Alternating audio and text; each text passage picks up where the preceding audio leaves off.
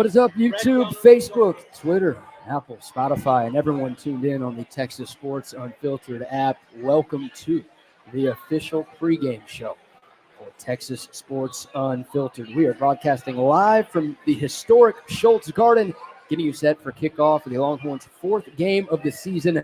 Number 1, Texas taking on Louisiana Monroe. Kickoff at 7 o'clock. Alongside Bucky BK, I am BK Brad Kellner. We will be live for the next 2 hours, getting you ready for tonight's matchup between Texas and ULM. Buck, happy game day, my friend. Same to you, my man. Same to you. How about this? How about the temperature as it's starting to creep down? Is it? No, no, it's not. I was going to say, everyone is sweating here. I know. We've got AC where we are inside Sangarunde Hall. At Anybody Scholz who walks through that door is in a big sweat. They've got You're the right. fans, they've got the misters. It doesn't matter. It's so hot. People are sweating today. Maybe next week. Maybe next week. Yeah, hopefully when SEC play begins a week from today, the temperatures will be a little bit cooler here in Austin, Texas.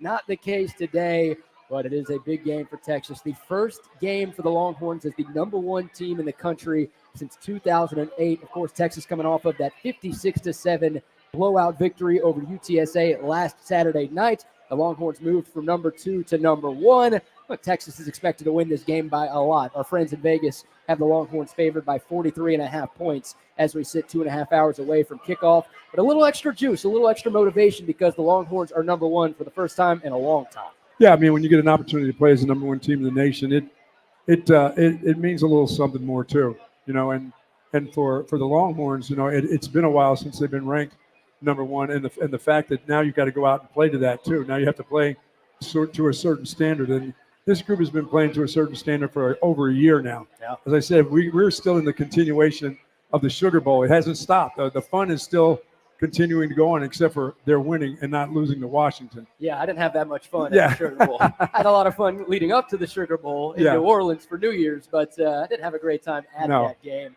But yeah, this team is coming off of its best season in a long time, and they're off to a tremendous, tremendous start. Once again, number 1 in the country for the first time in 16 years. They welcome the Louisiana Monroe team that's undefeated this season. ULM is 2-0. They're actually coming off of a bye week. In week 1, they beat Jackson State, Coach Prime's old school. And then in week 2, they took down UAB 32-6. So far, so good for ULM. They've got a first-year head coach in Bryant Vincent, who's done a tremendous job through his first couple of weeks as the head coach of ULM. But, you know, for the Warhawks of Louisiana Monroe, they started last season 2-0 and then lost their next 10 games to finish 2-10. So don't let the 2-0 record fool you. I think this is a game that Texas should be able to handle pretty easily. Yeah, we should probably be having almost the same conversations as we had last week with the road runners from UT San Antonio coming in here. This is very, very similar matchup to what will probably happen. Very similar to what happened last week too. A lot of guys from the University of Texas will get an opportunity to play tonight. They got to take advantage of them. They're playing as the number 1 team in the nation. And you don't want to let your standard down tonight. You just want to go in and play the best of your abilities. And whatever happens from that point on, it will happen. Yeah. I know this. The head coach is not looking to put a bunch of points on the scoreboard. He's just looking forward to a group that's continuing to play really well. Not a lot of penalties. Things are going really well for the Horns right now. And I think that's what Sark is looking to do tonight, just to continue on that good path right now. Yeah, like you said, not only are the Longhorns 3-0, they've got 3 dominant wins this season, right? And the 2 G5 teams that they've gone up against, they have taken apart early in the game. Of course, week 1 against Colorado State, Texas winning that one 52-0. And then last weekend against UT San Antonio, the Longhorns winning 56-7. You know what they say, Buck? Good teams win, great teams cover. Yeah. The Longhorns aren't only winning these games, they are covering. They've been covering pretty easily, too. Yeah, I mean, there hadn't been any problem with that. I mean, this has been one of those, you just pick a score, we'll go get it if you really wanted it to be that way. Yep. But as I said, I think this team is getting an opportunity to let a lot of guys get an awful lot of experience in these games leading up to the SEC next week. So this is good for the team. I mean, it's great for the city. I mean, this place is a buzz. It is. It is absolutely on fire. And over the next couple of weeks, all the way into the Georgia game, this place will be crazy. No doubt. No doubt about that. Obviously, the biggest storyline for tonight's game, Arch Manning making his first collegiate start. Of course, he came in relief of Quinn Ewers early in the second quarter last Saturday night and dazzled against UTSA. 5 touchdowns, 4 through the air, one on the ground, the most for a Texas freshman quarterback since the great Colt McCoy. Also that 57-yard rushing touchdown that Arch Manning had, the longest rushing score for a Texas quarterback since Vince Young. So Arch was doing some things last week that haven't been done around these parts in a long, long time. Before we hear from Steve Sarkeesian and get the coach's thoughts on what he wants to see from Arch Manning tonight, Buck, I'll ask you, what are your thoughts and what are your expectations for Arch in his first career start? I think he'll just continue to progress. I don't think anything will happen any different than it did last week. I think he'll get a little bit better with each week. I think this offensive line will understand where his aiming points, his throwing points are when he starts to set back and throw the ball down the field. I think everybody's getting used to everyone. I think there's an opportunity for him to get used to the rest of these wide receivers, though, because no matter if Quinn Ewers is playing next week, the week after, if he isn't playing, Arch Manning is going to see time, I still believe, sometime during this season again. Yeah. It's just going to happen. Quarterbacks at the University of Texas just don't stay healthy, and Quinn Ewers for sure just doesn't stay healthy. So I think Arch, this is his great opportunity right now to continue to progress in the right direction, and he's doing everything that I think everybody expects him to. I know his head coaches expect him to play the way he's playing, and I think now Texas fans understand this is an exceptional quarterback. A young guy, it's only going to get better as time goes on. Absolutely. Yeah, Arch Manning's numbers a week ago, ridiculously impressive. 9 of 12 for 223 yards passing. Mentioned those 4 touchdowns to 0 interceptions. Also 3 carries, 53 yards, and that incredibly long rushing touchdown. I think I said 57 yards. I shortchanged it by 10, 67 yards for that long TD scamper for Arch Manning last week. Here's Steve Sarkeesian. This is from his Thursday press conference, making the official announcement that Quinn Ewers is not going to play tonight against ULM, and talking a little bit about Arch Manning and what he expects to see out of his quarterback later today. Steve, just for clarity, you haven't officially said, is Quinn out this week? He's questionable. Questionable for this week. Okay, great. I'll do this now. Arch is going to start at quarterback Saturday. I feel like Quinn has made great strides ever since Saturday night into where he's gotten to. But with my decision is, I'm looking forward to his future as a player, but also the future of the season for us and the longevity and getting him, possibly one more week healthier for the long term, I think is good for us as we're getting ready for SEC play. So Arch is more than capable, as I think we all know. He's got, a lot of, confidence from his teammates and trust from his teammates to go out and play. Had a really good week of work, understands the plan, and but it's different. It's different when you're the starting quarterback as opposed to coming in cold off the bench as a backup. So different challenge for him, but I know that he'll be more than ready to go out and operate and play football at a high level for us. Yeah, and there's no doubt about it being different when you're the starter than coming off the bench with the adrenaline flowing, knowing that everybody's kind of depending on you.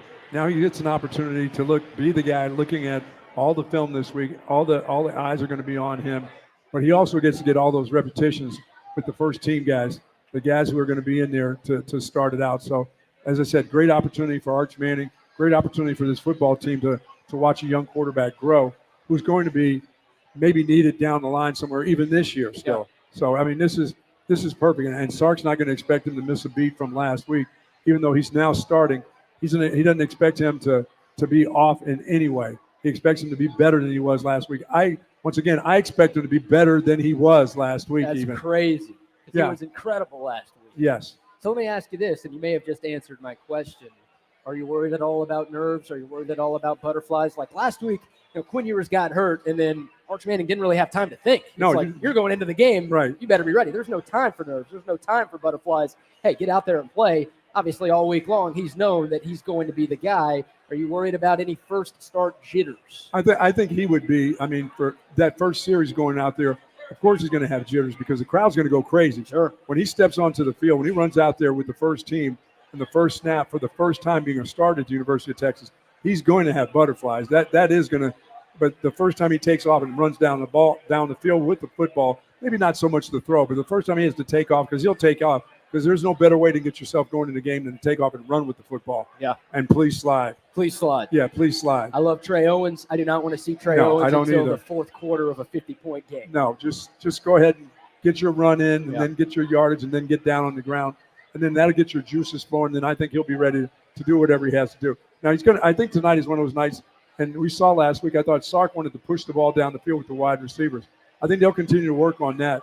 before SEC play next week. So this is still, it didn't matter which quarterback was playing tonight. They were going to push that ball down. They did it last week. They're going to continue to do it this week. Yeah, there's that old cliche, Buck, about trying to ease a quarterback into a game. Do you think Texas might early on, a couple of short passes, couple of screens, couple of swings for Arch Manning, let him get comfortable, let him get into a rhythm before taking those shots? I think they've done that. I mean, the throw down the field last week for the touchdown in his first pass was about his third read. It wasn't like it was his first read. He came all the way back to that read and found his man for a touchdown.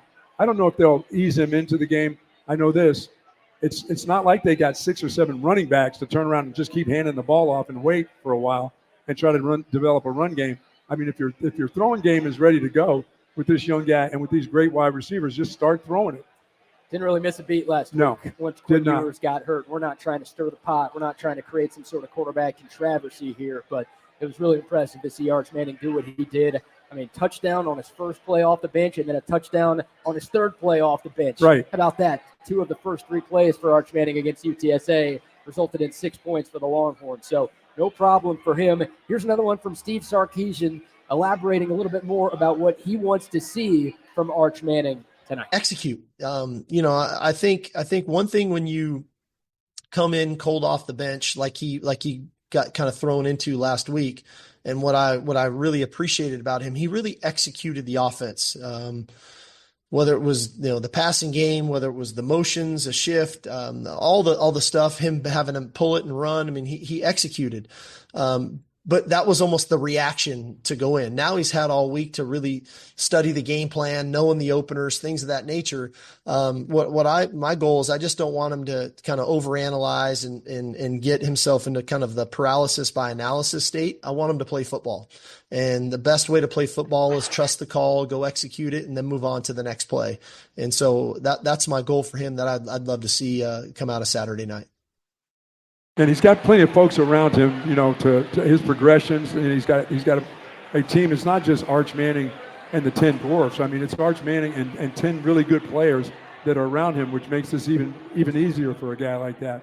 And his ability to progress, to process what he sees, he must be something else in film work. I mean, he must watch a lot of film because he sees things that you don't see most young quarterbacks like that, whether they come in as starters or they come in as a backup. He sees things pretty quickly. And he reacts to them. And tonight is probably going to be one of those nights where, as I said, he's probably his reaction to, if you give him a lane to take off and go, the athlete that he is, he's probably going to go, you know what, I'm going to get into this game, but I'm going to get in this game and take off. Yeah. Get down. Please get down quickly. Or just run away from everyone like you did last year. Yeah, if you got the opportunity to do that, please do. Yeah. But I think the way he sees things, and he sees them quickly, is really going to help him out, even as a starter. You come on, like Sark said, you come off the bench, you don't have a choice. People just push you in, you got to go. And so all those nerves and everything, you don't have a chance to be nervous. This week, you're sitting in film study, coach is asking you questions. You're like, I got to answer this right. Yep. Generally, he didn't ask me any questions. I'm like the 5th, I get the 5th question. Quinn Ewers gets all the questions. All of a sudden, somebody just asked me something that they know I already know. Right. Now he's getting all the questions from the head coach. What about on this play? What about on that play? What about on this play? So it's a little different, but once he just gets in that first or second series, he'll be just fine. I don't want to count my chickens before they hatch. No, or licking your chicken. No, whatever you like to say. Yes. This feels like a case of Texas has 2 quarterbacks. Sometimes it's if you have 2 quarterbacks, you have none. No, this feels like Texas has 2 legitimate starting quarterbacks. Yeah, you're in the best position in the country. Yeah, you got the best quarterback room in the country. So yeah, you're in great position. So this should feel good. I know the head coach must be so confident in that room and confident in his ability to coach these players and to coach these quarterbacks. So he's feeling pretty good. It's better than not having a second quarterback. Right. And I know ULM is ULM. Right. But the fact that Texas is still a 44 to 45 point favorite with a backup quarterback against any team in Division I college football, I think that's a testament to how good people feel about Arch Manning. Yeah, it is. There's no doubt about it. I mean, it's not just the name. Everybody got an opportunity to see what the kid was like last week. And I think in all indications, he's going to be a great one. Not just a good one, but he's going to be a great one. So 5 touchdowns a week ago for Arch Manning. You've talked about you think that Arch is going to have an even better day tonight than he did last week. You think we see 6, maybe 7 scores? I think maybe 6 or 7 scores before they get him out. And they'll want to get him out. I mean, this is, as I said last week, I think this head coach is a guy who has a lot of respect for his opponent, has a lot of respect for the opponent's coach. He's not out there to try to run up the score on anybody. He just wants his team to play well. He wants a lot of players to play. But Sark's not the kind of guy that says, I need 70 tonight against ULM. This will make us really, really look good as the number one team in the nation. If they look good with 50 points, that's fine. If they look good with 40 points, that's fine. They're not going to look good in the 20s or 30s. No, that's not going to look good to him. But I think once he gets to a certain level, he'll just tone it down. He doesn't want plus he doesn't want any of his guys to get hurt either. Yeah. There's some positions that are kind of thin right now, and so he's got to be careful before he gets to SEC play. So, I respect that about him as a coach. I think his team understands that. They know where the mismatch is. When you walk onto the field, and almost when you walk onto that field and you look down at the other end, you go, wow. Yeah. This is not going to be good for those guys down there. Right. That whole cliche about how, boy, everybody gets up for Texas. This doesn't matter. It doesn't matter. No, this doesn't matter. Didn't matter last week. This doesn't matter this week. May not matter next week. It's going to take a couple of weeks before this to really sink in that they're going to get our best, because their best shot it's not enough. It's just not enough. They don't have the type of players. Last week, gave a lot of respect for the Roadrunners, because of Coach Traylor and him knowing all the kids are from Texas and everything else. These kids are still kids from Texas, but they're from Louisiana too. They've seen Arch Manning play before. They've seen him play in high school. They've heard about him. They've heard about how great he is. They want to prove that it's not going to be against us, but it's going to be against you. Yeah. It's just going to happen that way. Remember the ULM defensive coordinator earlier in the week saying that he had a few guys on his team that had played and beaten Arch Manning in high school. Then the fact checkers went out and determined that was a lie. The Maury Povich lie detector test. Well, what they've done is they've seen him play in high school. That's about it. Yeah, they probably saw him throw for 500 yards against them in high school. But, trap games, look-ahead spots, that hasn't been a thing for Texas this season, right? People thought maybe week one against Colorado State with the Michigan game right after that. That could be a look-ahead scenario for the Longhorns. What do? 52-0. People thought after the big win at Michigan, hey, potential letdown spot. You're now ranked number 2 in the country. You're playing UTSA. Are you going to get up for them? No worries at all. Texas got up for them and won and covered easily. I don't think you have to worry about that with this team. It just feels like it's different. And I know Sark said it, but it feels like actions have spoken louder than words. This team treats every opponent the exact same. Yeah, they do. They practice the same way. They treat all the opponents the same way. They're not going to practice any less than they do for ULM than they did for Michigan, or they'll do for Oklahoma or Georgia or anybody else. That practice is the way they practice. It's just the way they do things. I think you see that in the games. You play in these types of games, and you can have a bunch of silly penalties, just guys jumping off, guys jumping the gun, guys committing personal fouls, pass interference. You just don't see that. It looks like a button-up squad that's just that they're going to enjoy being number one, and it's going to be awful hard to take it away from them. So that's the part I like more so than anything, the fact that it's the nature and the way they play. It's probably the nature and the way they practice. And that's just a part of being a really good football team. When you practice against the guys that Texas is practicing against, that only makes you better. Yeah, right? you can't help but get better. You have harder practices than you do at games. Bingo. It's been my take since before the year even started. I think Texas's second team would be a top 25 team in the country. So when Texas is practicing against its backups, that's a tougher test than Colorado State. It's a tougher test than UTSA. That's a tougher test than a team like Louisiana Monroe. These guys get worked so hard in practice that by the time they get to Saturday, I don't want to say it's easy because this stuff ain't easy, but they made it look pretty easy. Yeah, I think it's easy for me to say that, to talk about what they're going to do tonight, what they did last week.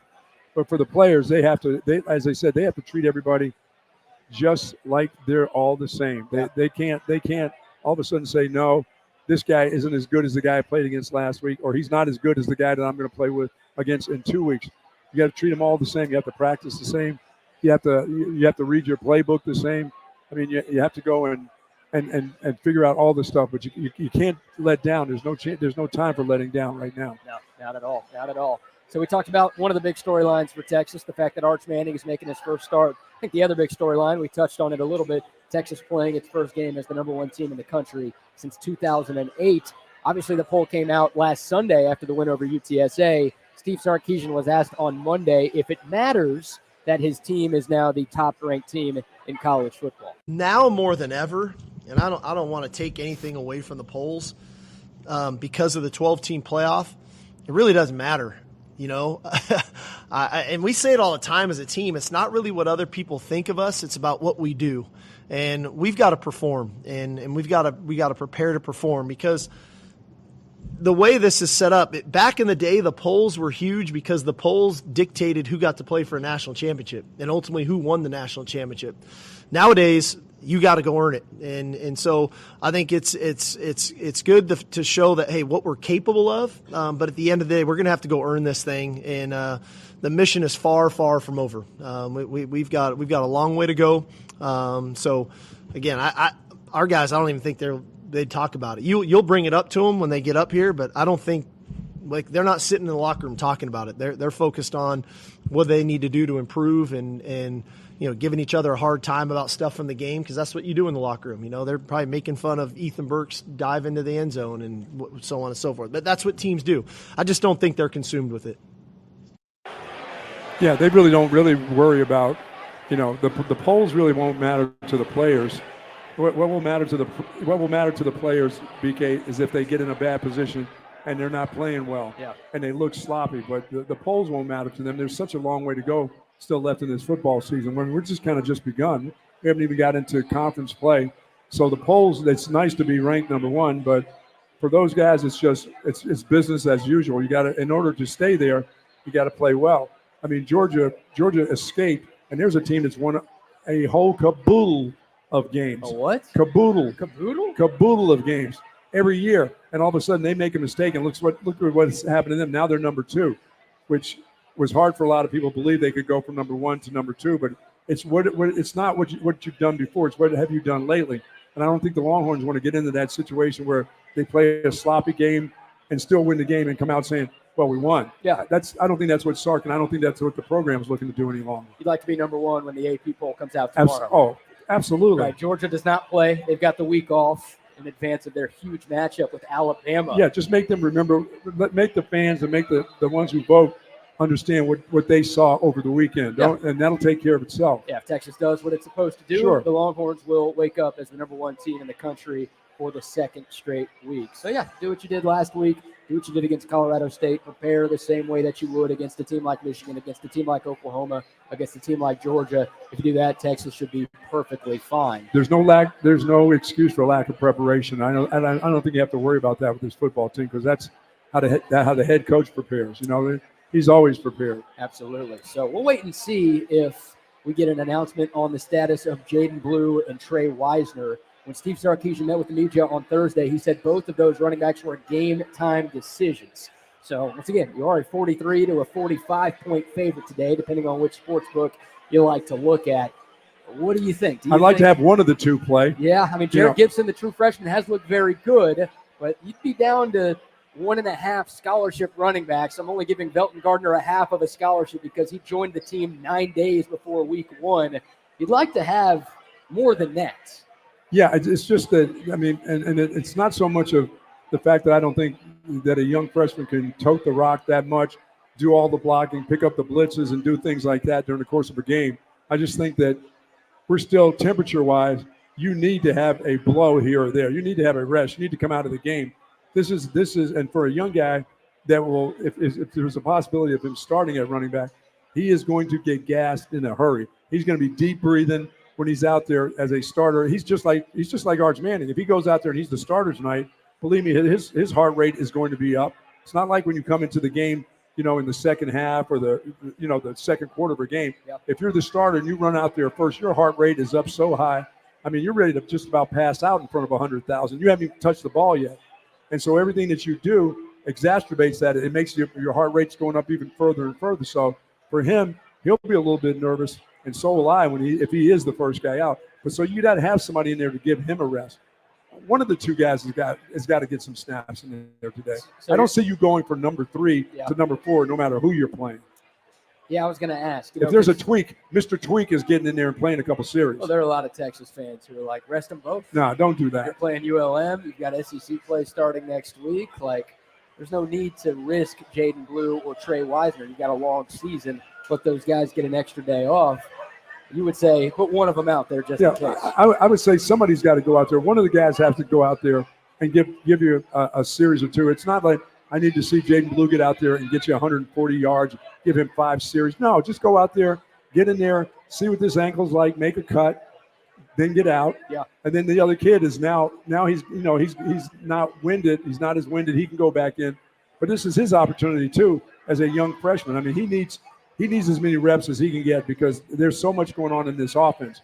As I said, you don't just turn around and hand you the ball. You've got to go out. You got to catch the ball. You got to protect for the quarterback. You got to protect for the other runners. So I think this is his opportunity to get a lot of snaps because the snaps that he has, he's done well with them. But if you can get all the reps, I mean, if you can get just most of the reps in a game like this, this is what he really needs, and this is what he wants. Yeah. By the way, he did put the ball on the ground last week. He did. He did put that ball on the turf. Played the game. Yes, he still played. He got back in there. He played the game, but that first fumble is not fun for a running back. It's definitely not fun for the running back coach because the running back coach is like, you know what? You just dropped my newborn baby onto the ground and didn't really even care about the baby. Newborn baby? Yeah, you dropped the baby on the ground. Is that what you called it?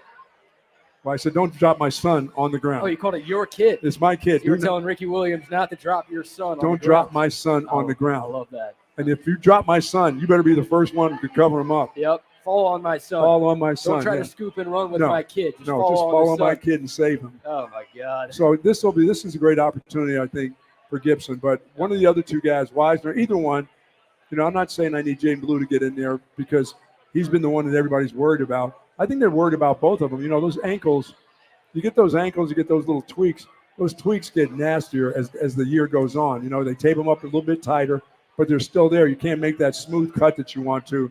But a guy like Jaden Blue, man, we saw even against Michigan when he tweaked his ankle, he still get out on the perimeter faster than the guys who were healthy on the Michigan team. Yeah.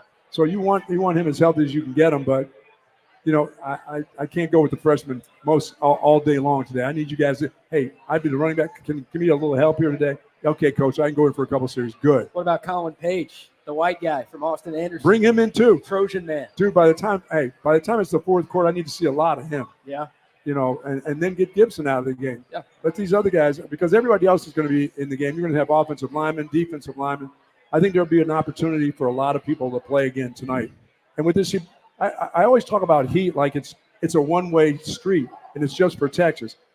Kids from Louisiana get tired too, and they're gonna give it out a lot of energy because they're not here to lose the game. They're here to try to win the game, but they're going to exert a lot of energy to try to be in the game. They're not going to win the game, but they're going to exert a lot of energy just to be in the game. Sure. And so they're going to get tired too. So it kind of works both ways. They've got to go 2 and 3 deep, and their third teamers are not like the third teamers at Texas or the second teamers. It's a different type of player. Their starters aren't like the third teamers. No, it's very similar to last week. I look in this roster, and I see a lot of squatty bodies again. Ooh. I see those 6'2", 280-pound defensive linemen. Calling them fat? I never said the word fat. Yeah, I just said squatty. I said they're, my man Brandon Mars is squatty, but his arm length is not. It's not like he's got that's wingspan. All muscle right there. Yeah, I don't know what you're talking about. But he doesn't have that. He doesn't have that crazy wingspan. You know what I'm saying? There's nothing fat there. Yeah. That's all muscles. That's baby. what I'm saying. But the wingspan, it's the wingspan that the guys will have trouble with. It's just we saw a lot of squatty bodies last week, and when they got on the field, we saw what that ended up being. 2 guys getting around them, swim technique, and everything else. So you'll see a lot of that, too, from the kids from Louisiana. Hey, ULM wishes they had Brandon Mars on their D-line. Yes, they do. That'd help them out a little bit. They got one kid that's 6'6". Yeah. I think he's a linebacker, too. Yeah, I think he's at the right. next level. He's on the second level, too. One final thought on Jared Gibson before we give our offensive player of the game prediction. Jared Gibson did lead the Longhorns in rushing last week with 75 yards. He also led the Longhorns in rushing in Game 1 against Colorado State. He gets a lot of carries. You know why? Yeah. Because they've been just rolling over people. That's why he gets a lot of carries. Yeah. And that's fine. That's a great way for a freshman to get his opportunity. All right, what about your offensive player of the game prediction? Brought to you by our friends at Verde's Mexican Parrilla. All right, buddy. I am going to take the entire offensive line. Can't do that. Yeah, I can. I got to give everybody. This is a night for them to protect the quarterback, and it didn't matter who the quarterback was. This is one of those games where, in order for ULM to really participate in this game and really try, they're going to do. Hey, coach, they're going to do things you've never seen on film. That's coming again tonight. Yeah. Oh yeah. They may rush 8 and drop 3. Good luck. Yeah, I know. Good luck with that, but they may do that. So this is one where the offensive line really has to protect the quarterback. What you can't afford to do is think that you've got it made and have your number 2 quarterback gets slapped around tonight. So I think you'll see some different things by ULM, things that Sark hasn't seen on film. They're going to try something. They're going to think, I think this will work against this offensive line, and it won't work. But I think this is, for me, it's all of those guys. They all have to be good. Jake Majors all the way out to Banks. Everybody has to be good tonight. So I'm going to say the offensive line, when we talk again on Monday, that we're going to talk about, boy, did this offensive line protect this young quarterback, whether it's Arch Manning or the third quarterback. And I know the first string quarterback. I know Quinn Ewers isn't playing, but I think we'll find out that this offensive line has done a fantastic job after tonight. They're going offensive players. Players, yes. They are the players of the game. You know what I'd like to see more of from this offensive line? I want better run blocking. I think they've been elite pass blocking this year. I would agree. I don't know if they've been elite. You haven't seen those massive holes that you saw with Brooks when he was running. Right. They haven't been bad by any stretch. You don't win the way that you've won these 3 games if the offensive line is bad, but they haven't road graded as much as I would like. I would agree. So if we could see more physicality, more imposing of will in run plays today, that'd be nice to see. Oh, you mean your 3rd and 4s? Play. We'll turn around and hand it off. We'll just get that 4 yards running the football. Yeah, big holes. That type of stuff, yeah. For Jared Gibson, for Belton Gardner, for Colin Page, for whoever's getting the rock today. Yeah, because I talked about Gibson, and I wanted to know if he can get out and make somebody miss in the open field and still keep his speed. I know his velocity's there. I know the way he finishes runs, I think, is fantastic. I just don't know if he has that one-on-one when he goes one-on-one with the guy. Can he make that guy miss him? Can he keep up his speed and go 60 yards for a touchdown? I'm not quite sure of that. I'm not quite sure of that with he or Wisner. Yeah. Now, with Blue, if he shakes him up, he's gone. You're not catching him. They call Jarrett Gibson Baby Rhino because he likes to just run over people. Yeah. He doesn't try to avoid contact. That guy tries to run through everybody. Well, you want to have a long career, avoid some of those. Avoid a lot of those. Yeah, avoid a lot of those. Save those for Oklahoma and Georgia. Yeah, those are the ones you have to run people over with are the ones at the goal line and in the scoring zone. That's the one I like to see, the Baby Rhino. But in the open field, I like to see him have the ability, show us he has the ability to make people miss. Yeah. That's the part I'd like to see right there with him. Other than that, I think he's been fantastic. I mean, his acceleration into the hit has been unbelievable. I mean, you don't see a lot of high school players come out of high school at this level of football and finish runs like he's finished. And he finishes runs, and he finishes them strong. Yep. But what you don't see from him is, there's that one guy. That guy grabs him by the waist or by the legs, drags him down. Now, he does make him go for a ride for a while. Sure. But I like to see him just flat out make a guy miss in that short area quickness stuff. I like to see that every once in a while from him. I like that. All right, you're going with the offensive line for I'm going with the line of the game. I'm going to go with the guy that you've picked for at least one game in the past. I'm going to go with Ryan Wingo. Okay. Ryan Wingo is the highest graded freshman in all of college football. I can believe that. According to Pro Football Focus. He actually leads Texas in yards per carry because he had that one carry against Michigan for 55 yards. But he's been electric on the outside. And it feels like his workload is starting to increase. Now you compare his snaps to Isaiah Bond, to Matthew Golden. He only has about half of the snaps that those guys have through the course of these 3 games. But I think the coaches are starting to trust him a little bit more. In a game like today that Texas should win handily, I think Ryan Wingo is going to be on the field a lot. I think he's got a chance to make a big statement. Yeah, I think that he's another one of those guys that they're preparing for SEC play. Get the ball to him, a lot in a game like this. So when he plays against Mississippi State the next week, when they start to play against Georgia, teams like that, Vandy, he's just ready to go. Yeah. And once again, I also said that I thought that guy was a grown man coming out of high school. I thought once he hit this campus, he was already one of these guys. He's only going to be here for a couple of years. He's going to be gone. Yep. And I still believe that. And I think he has that kind of ability. But they just got to – I think just get him the ball just a little bit more, as you said. This would be a great game to do that. And as I said, they pushed the ball last week, BK. They pushed the ball down the field last week. I think you'll see them continue to do just that with Arch Manning tonight. I'm going to say 2 touchdowns for Ryan Wingo. That's pretty good.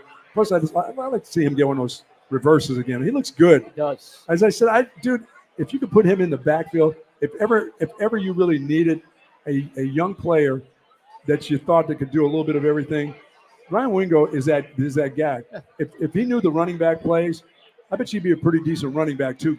You know what I mean? Getting outside, getting inside, getting between the tackles, finishing runs. He's just a really good-looking athlete. Yeah, get that guy the ball. Good things are going to happen. Absolutely. Yeah, and Ryan Wingo, I think he's got some chemistry with Arch Manning, right? Last week, 75-yard touchdown pitch and catch from Arch to Ryan Wingo. Remember back in the spring game in April, yes, those guys connected on a long touchdown pass as well. So he's a big, strong target. Yeah, Ryan Wingo working with the twos. Obviously, Arch Manning working with the twos throughout the offseason. Maybe those guys have some rapport we saw it a little bit last week. I think we're going to see a little bit more of it tonight. Yeah, and one of the things I bet you'll see tonight is that quick screen out to Bond. Yeah. Because if these guys don't get in the right lanes, goodbye. Yeah.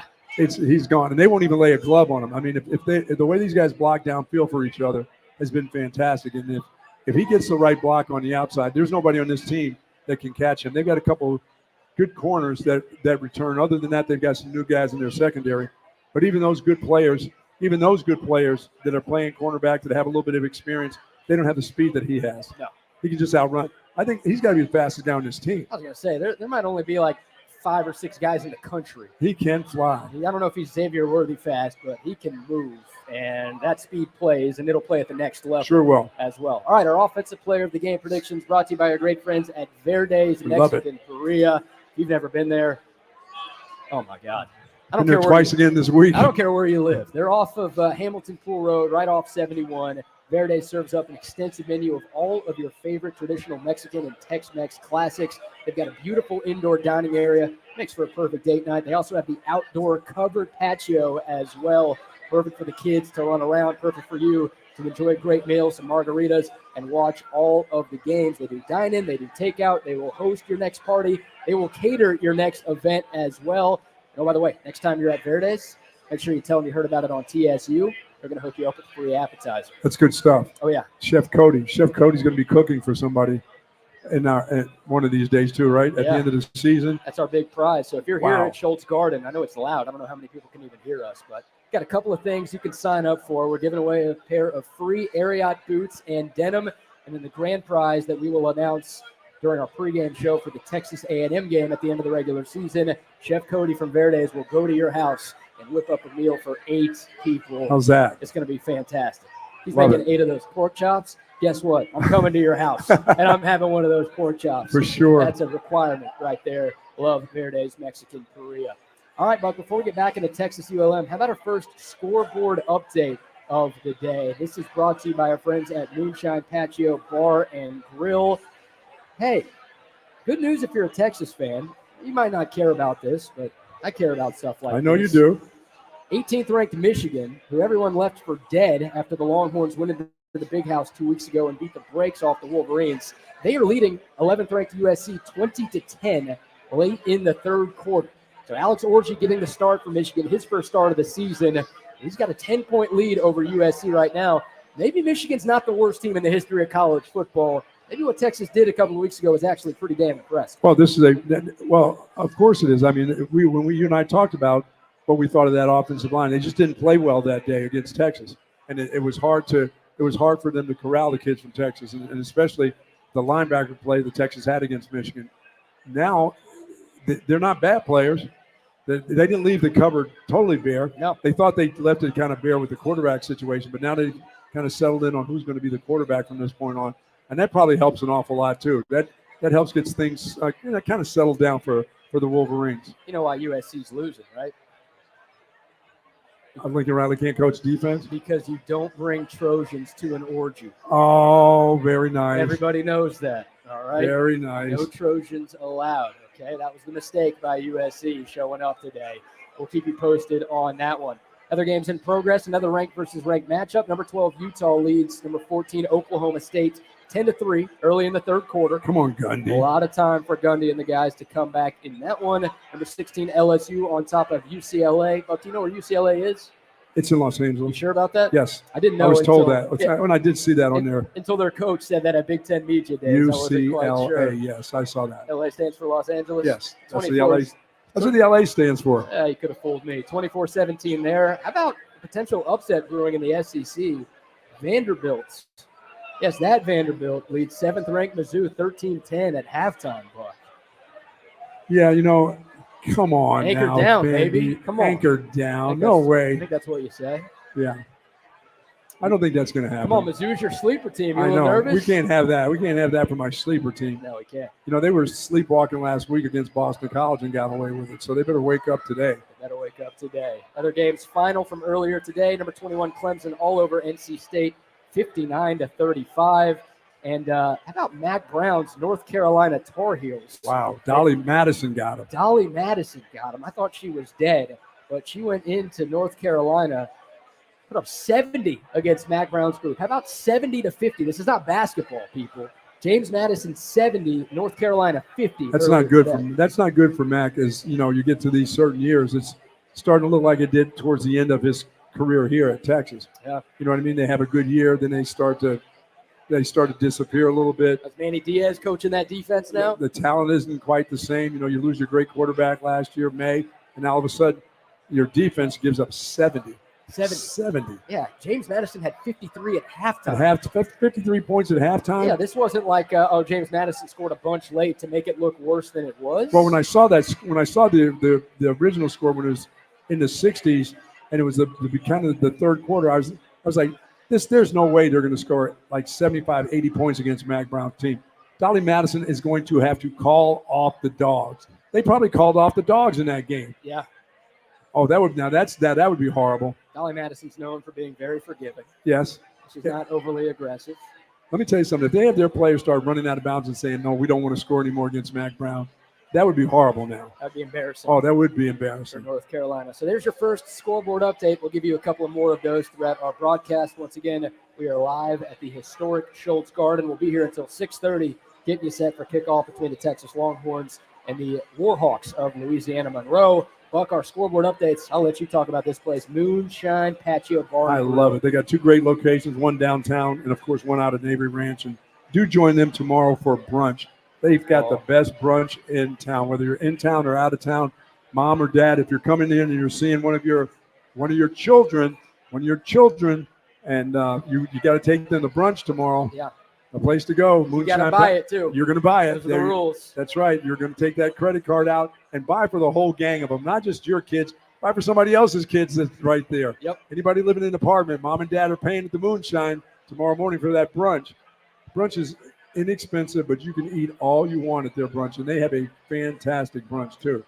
Plus, you get up there with the mimosas, early morning little mimosa Sunday. Oh, yeah. There you go. A little Bloody Mary action. Gets Bloody Mary. Absolutely. After big victory, a Texas victory, head on down to Moonshine Patio Bar and Grill. As I said, they've been doing this for 20 years in this area. Now, you can go anytime because the food there is absolutely delicious. I love the rainbow trout that they have there, but the brunch is the one. They've got a gay trout. No, they have the rainbow trout. Yes, Rainbow trout. very, very much so. Okay. But I do love the brunch, man. The brunch is fantastic. There we go. Love Moonshine Patio Bar and Grill. And I'm free tomorrow for brunch if anyone wants to use their your parents want to take out BK. Yeah, I'm free. He still thinks he's in college. Come and take him to brunch at the Moonshine tomorrow. I might be walking to Dirty Sixth after the game. There you tonight. go. If things go well for the Longhorns. Maybe just meet him there. Just stay out all night, meet him for brunch. Yeah, might have to. Love it. Shout out to our man Tom BK of Audiovisual Consultations. He's tuned in on Facebook. Says watching y'all's pregame show is probably more entertaining than any of the games today. Someone needs to start scheduling real teams before week 4. Yeah, look, Texas played a real team already. Played a top 10 matchup on the road, but a lot of cakewalk games. Stuff's about to get really good as we did. Yes, it is. Just don't play with the MAC. Whoever you do, don't play against the MAC. The Aggies have to play the MAC today. Oh, my goodness, that's right, tonight. Bowls of Green going to College Bowls Station of Green, look out. today. Look out for that one. Shout out to Tom. Shout out to everybody on the Clean Cause YouTube comment line. I actually had a Clean Cause earlier today. A little cherry lime yerba mate. They got a little kick to them, don't they? I went to 7-Eleven, got me one of those, made a little pick-me-up today. No better place to go than show. 7-Eleven. Shout out to our great friends at Clean Cause and the work that they do. All right, Buck, a little bit more on ULM. We haven't spent too much time talking about the Warhawks. We did say that they are 2-0. They are coming off of a bye week. They beat FCS Jackson State in week 1, 30-14. They did beat UAB 32-6. UAB did play Arkansas last weekend, and the Blazers were up 17-3 at one point in Fayetteville. Now, Arkansas came back and won that game by double digits, but UAB over the last few years has been a decent group of 5 team. ULM as a 2-touchdown dog just beat the brakes off of UAB. Before I tell you about their personnel, I will say this, something maybe to look out for if you're Texas. UAB has blocked a punt in each of their first 2 games this season. They've got something working on the special teams under first-year head coach Brian Vince. Yeah, and I think things will happen special for the Longhorns tonight. They haven't done very much on the special teams because they haven't had to. There's no reason they haven't gone after a punt and really established themselves as that special teams that they've been having over the last couple of years. There hasn't been any need to, because they get the ball, they score a touchdown. They get the ball, they score a touchdown. They get the ball, they 60 points. They put 70 points, they put 50 points on the board. Yeah. So there hadn't been any reason to go after anybody. Eventually, I think before you get to SEC play, which is next week, some of the things that you haven't done, this is the time to experiment. This is the group to experiment against. If you're looking to block a punt, this may be the night to go get one. I thought last week was going to be it, but they ran off so many points. It was like, well, why would you do that to a team? You know what I mean? Right. You're up by so many. You're up by so many at half. Why are you going to run in there and show somebody your punt block? That it just didn't make sense. I know you have some guys that like to do that, but there was no reason to do it. I mean, that's adding insult to injury, and I don't think Sark's that way. Like I said, why would he do that? So turnabout is fair play. You think Texas blocks a punt against a team that has 2 block punts this year? Yeah, you show them. Okay. Okay, let's just flip the switch right here. I like that. You know, if we get off to a score, you get the ball back and you get 3 and it's time for you to punt, let's go after that punt. Nothing wrong with being up 14-0 or blocking a punt and getting the ball in great field position and being up for it. It's not like you're running up to score. You just started the game. Yeah. So I would say go after a punt early tonight. I think that's the way you go after. And obviously you got to protect for it because you've seen now on film that this group has blocked 3 of them. Excuse me, Buck. We've not seen a lot from the Texas special teams. Not like you said, we haven't had to. No. Texas has looked incredibly impressive in these 3 games. But, Bert Auburn missed a field goal at Michigan. Michael Kern's been pretty average. We haven't seen the punter a lot, but he hasn't looked great. One big Silas Bolden return, but no touchdown, no block punts, no block kicks or anything like that. I think it's been clean. I think that the special teams have done pretty well. Yeah, it hasn't been bad. It's just you haven't seen that splash play like you saw a few times early last season. Yeah, and I think this is, like I said, this is an opportunity to do some of those things early just to see, are you really good at this? Are you really good at blocking a punt? Okay, let's let him loose and see if he can do that without running to the kicker. Because here, if you run into the kicker, it's not going to hurt you. This game's not going to. That's not going to be the reason you lost this football game if you're in a dogfight because you went and you roughed the kicker. But it's a great opportunity to see if you can go get one tonight. I like that thought. ULM's quarterback, General Booty. Yes, that is his real name. He's actually a transfer from Oklahoma. He played his high school football in the great state of Texas at Allen High School up in the Metroplex. Started out at JUCO, then transferred to Oklahoma, was there for a couple of years, didn't play a whole lot in his time at Norman, transferred to ULM this past offseason, won the job late in camp. The numbers, not great for General Booty, but through 2 games this season, General Booty 19 of 30 for 191 yards, just 1 touchdown. ULM ranks 130th out of 133 teams in passing yards per game. They haven't needed a lot from their quarterback, and they haven't gotten a lot from their quarterback. Yeah, they rely on their run game. They want to run the ball with their 2 big running backs. Jones and Hunter Smith. They want to run. They don't want to put the ball in the hands of their quarterback. Really, they're not in tune with that. They want games to stretch out a little bit. They want the clock to run, but they think they can control the game with the run game. And that's they're going to find out. He's going to have to drop back and pass the ball. And they're not this is not a run and shoot team. This is a team that likes to drop back, and General Booty likes to drop back and pass the ball. That's when I say when you get the squatty bodies, that's when you got to watch out against Texas. With this pass rush and with these guys on the outside. So this is a game that in order to be in the game, you're going to have to drop back and pass. Like last week we said that they had to drop back and pass. They dropped back. It didn't work, but they did try to drop back last week. Yeah. And their runners were just okay last week. These guys are a little bit better than the running backs that we saw from UTSA. Just a little bit better. You think so? Yes. Yeah. Well, ULM is 31st in the country in yards per game. Their leading rusher, a guy by the name of Ahmad Hardy. He's a true freshman. Got 161 yards through 2 games, 4.9 yards a carry. The other 2 running backs get decent run. You mentioned James Jones and Taven Curry. Both of those guys averaging more than 5 yards a carry. Once again, the competition, FCS, Jackson State, and UAB. They haven't seen a defensive front like Texas. But ULM has been solid running the football. Once again, General Booty in 2 games, 191 yards passing. To put that into perspective, Buck, Arch Manning in 2 quarters last week threw for 223 yards and 4 touchdowns. General Booty, might as well call him Private Ass. 191 yards and 1 touchdown in 2 full games of action. Yeah, there won't be much time there's not going to be a lot of room or a lot of time to drop back in the pocket. So that run game is going to have to, it's going to have to be short passes. It's going to have to be get rid of the ball, 3-step drop. There hasn't been a quarterback so far this year that's been able to sit back in the pocket against this Texas rush, whether it's from the middle or from the outside. They've been under a lot of duress, and the secondary's played so well, it's put a lot of pressure on the quarterbacks too. I think teams that have played Texas early all they had to do was watch film of Texas secondary last year and say, oh, we'll have time. We'll be able to throw against this tech. We'll get some throws. So far, not so much this year. Yeah, I wonder what ULM's game plan is going to be offensively, right? You talked about what they normally do. Right. You know, the David versus Goliath blueprint is typically try to run the ball. Sure. Win the time of Use some possession clock, battle, keep the other offense on the sideline. If you're ULM, do you try that? Do you go quick passes? Do you try to run your normal offense? What do you expect them to try? Well, I think every coach understands what they're in for and what kind of game they're in for. And you're playing the number one team in the nation. And you're not up to snuff with the kind of players they have. I think you try. It's play and survive. Once again, it's not. Their coach isn't talking about how we're going to win the game. This is how we're going to win the game. This is what we do. Last week, Jeff Treadler was very honest with the way he said. He said they will have to give us something in order for us to be in the game. Texas gave them nothing. They weren't in the game. It's the same tonight. I'm pretty sure if this coach could say, if he could tell you the real truth about what he feels, it's I don't want to get my players hurt. We have conference to be in. Let's get a lot of guys are going to get to play in this game anyway because it's going to be hot and they're not going to be, it's just a lot of players have to play for them in order to be in and competing for a while in this game. I'm talking about for even a half. So he understands what they're up against. I don't know if they try something that out of the ordinary of what they do. I think they still run the ball. He's not going to drop back and pass the ball 50 times tonight. That's not what they do. Yeah. They just hope.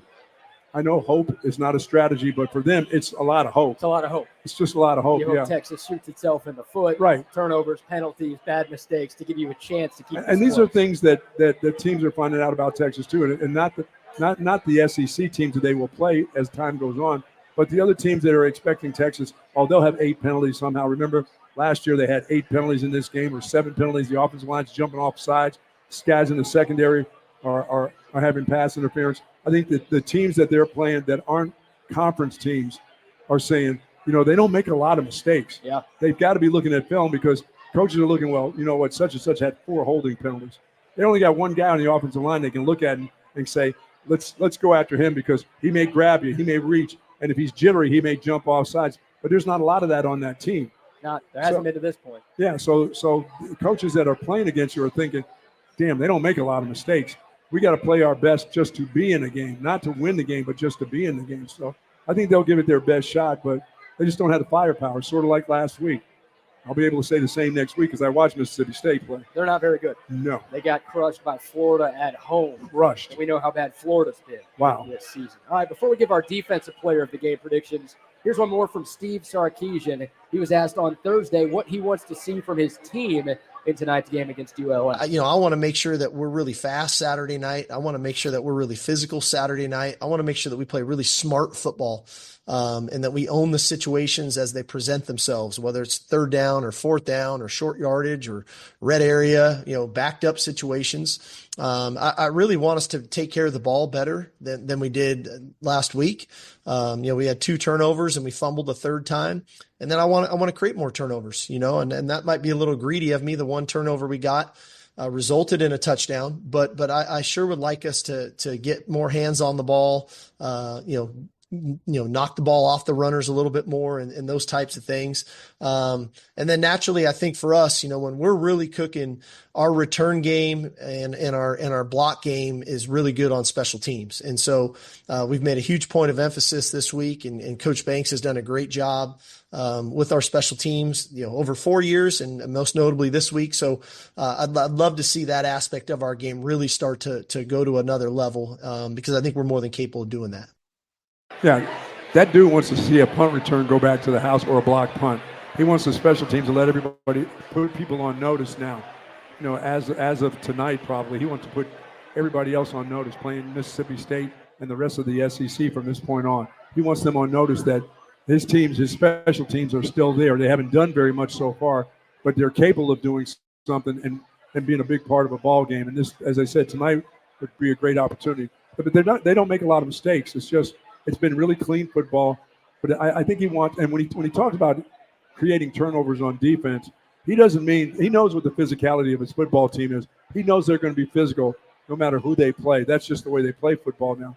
He doesn't want guys to go and he doesn't want to see their guys get knocked out. No. He wants them to jar the ball loose, regular hard hits, but he doesn't want to see this team that he's playing against tonight lose 3 or 4 guys because they got knocked out by a Texas player. He just wants them to turn the ball over. I don't care if you're strip sack or strip tackle. He wants to see those type of things that can change the ball game. The head coach isn't talking about when he says he talks about being physical, and folks don't get it twisted. He wants to see kids get knocked out from the other team. He wants them to get knocked down without the ball, maybe. But I think that's the way he looks at it. That's the way he looks at it. He doesn't look at it as knocking the players out. Our guy Brandon Mars just walked up with, I think, a flask of piss. I think that's what it was. Oh, he's keeping his own just in case somebody tests him? He said it was 1942. Maybe he meant tequila. I thought it might be aged urine. I'm not sure. Don Julio. With that guy right there. You're right. Look, I don't want ULM's players to get hurt. I don't want any Texas players to get hurt. Too many guys got banged up last week.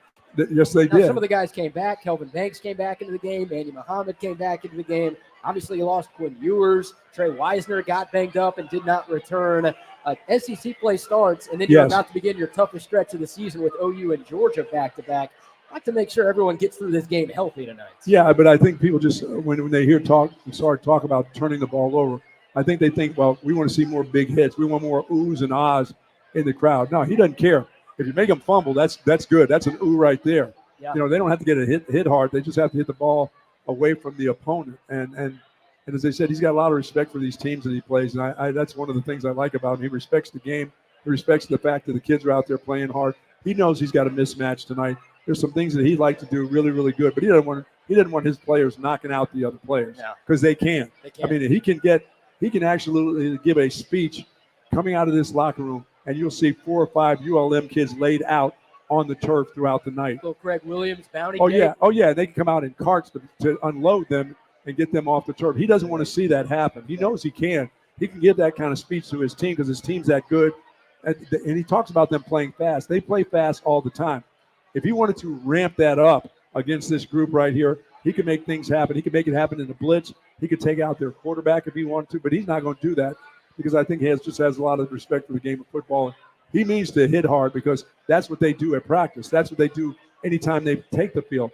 They don't hit any harder for this game as they will for OU. It's just play the game the way it's supposed to be played. Everybody get out of here healthy and let's move on. I thought it was pretty funny from Sark in that answer. It just goes to show you how perfect he wants his football team to be. He talked about getting more takeaways. I went and looked up the stats. Texas is 16th in the country in takeaways per game, averaging 2 per game.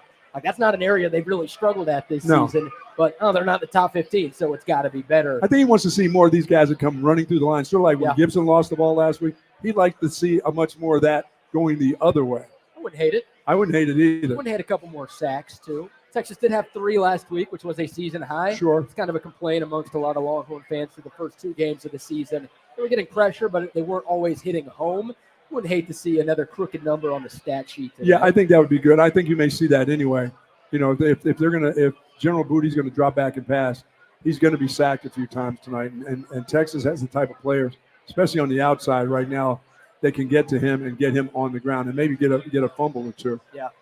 All right, what about our defensive player of the game predictions? Brought to you by our friends at Kenfield Golf Carts. Okay. More on them in a moment. Buck, you have the honors. Yes, I haven't picked him yet. Vernon Broughton. Okay. That's him. He's been the best D tackle on the team. Yes, he has. This is his night tonight where he can dominate. I was expecting Collins to dominate last week.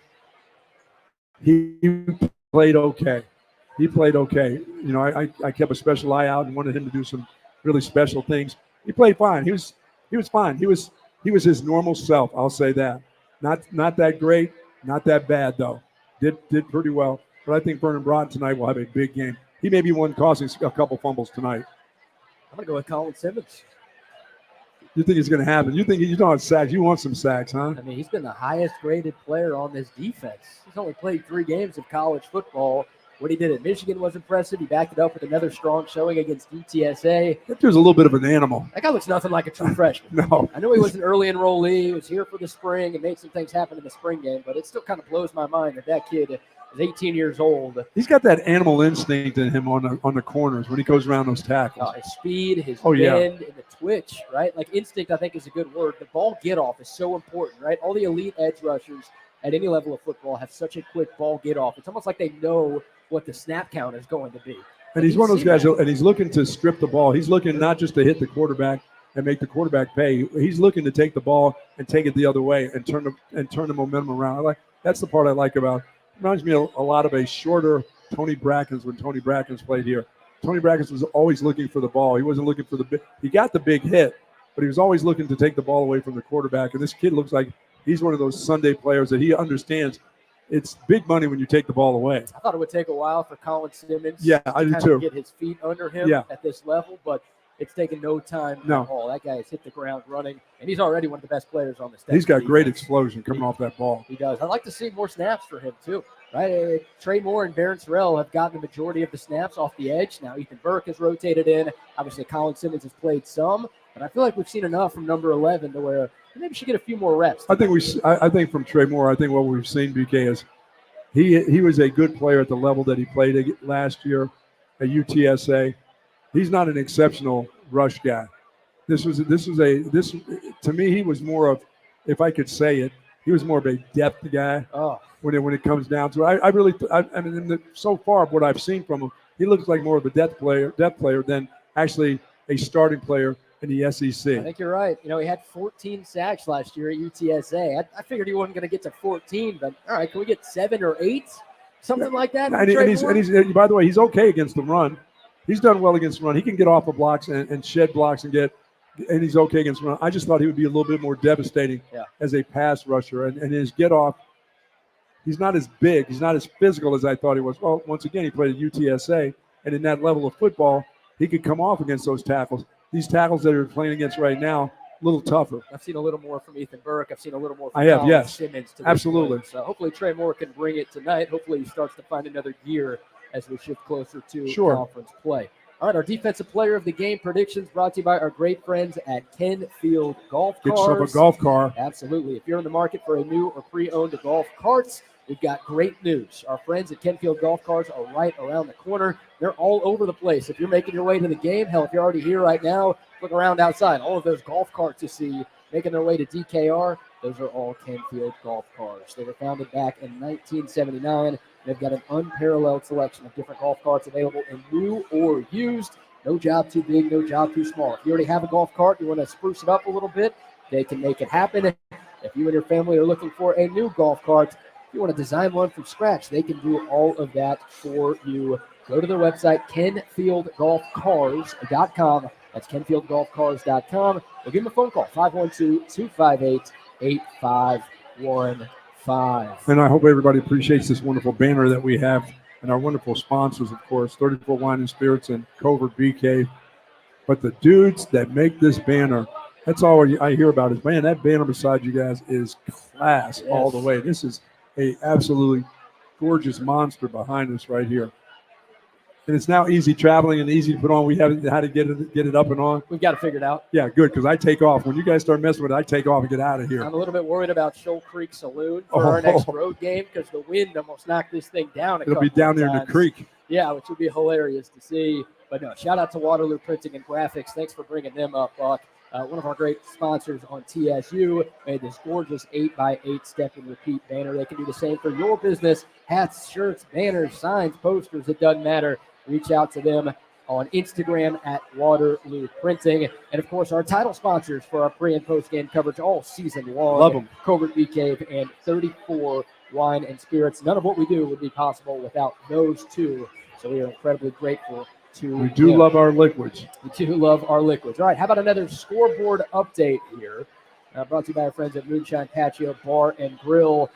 USC making a little bit of a comeback in the big house. 9.5 to play in regulation. Michigan still on top, but 20-17 the score. USC does have the ball, so a one-possession game in Ann Arbor. I think a lot of Texas fans rooting for Michigan to try to make that Longhorn win week 2 look a little bit better. Michigan's had the lead pretty much throughout, but USC is making things interesting. Utah up in Stillwater against Oklahoma State, 13-3 now the final score. A defensive struggle in that one.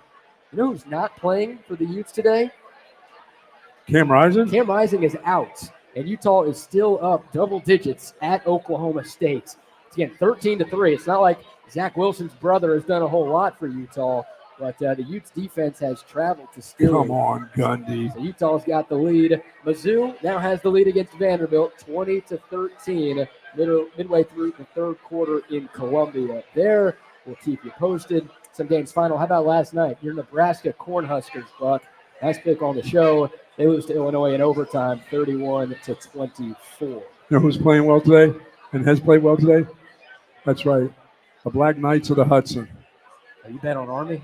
Yes, of course. I guess that's an I American think I gave thing you. to I do. gave you one. I think I gave you that as one of my big picks this weekend. Those are two of the most American things. Yes. Army and betting on sports. There you go. And you combined the Rice, two. playing Rice. That was your 15,000 unit play on our show yesterday. My goodness, Rice. Poor Rice. So far, so good. Other SEC action, Texas A&M will play tonight against Bowling Green.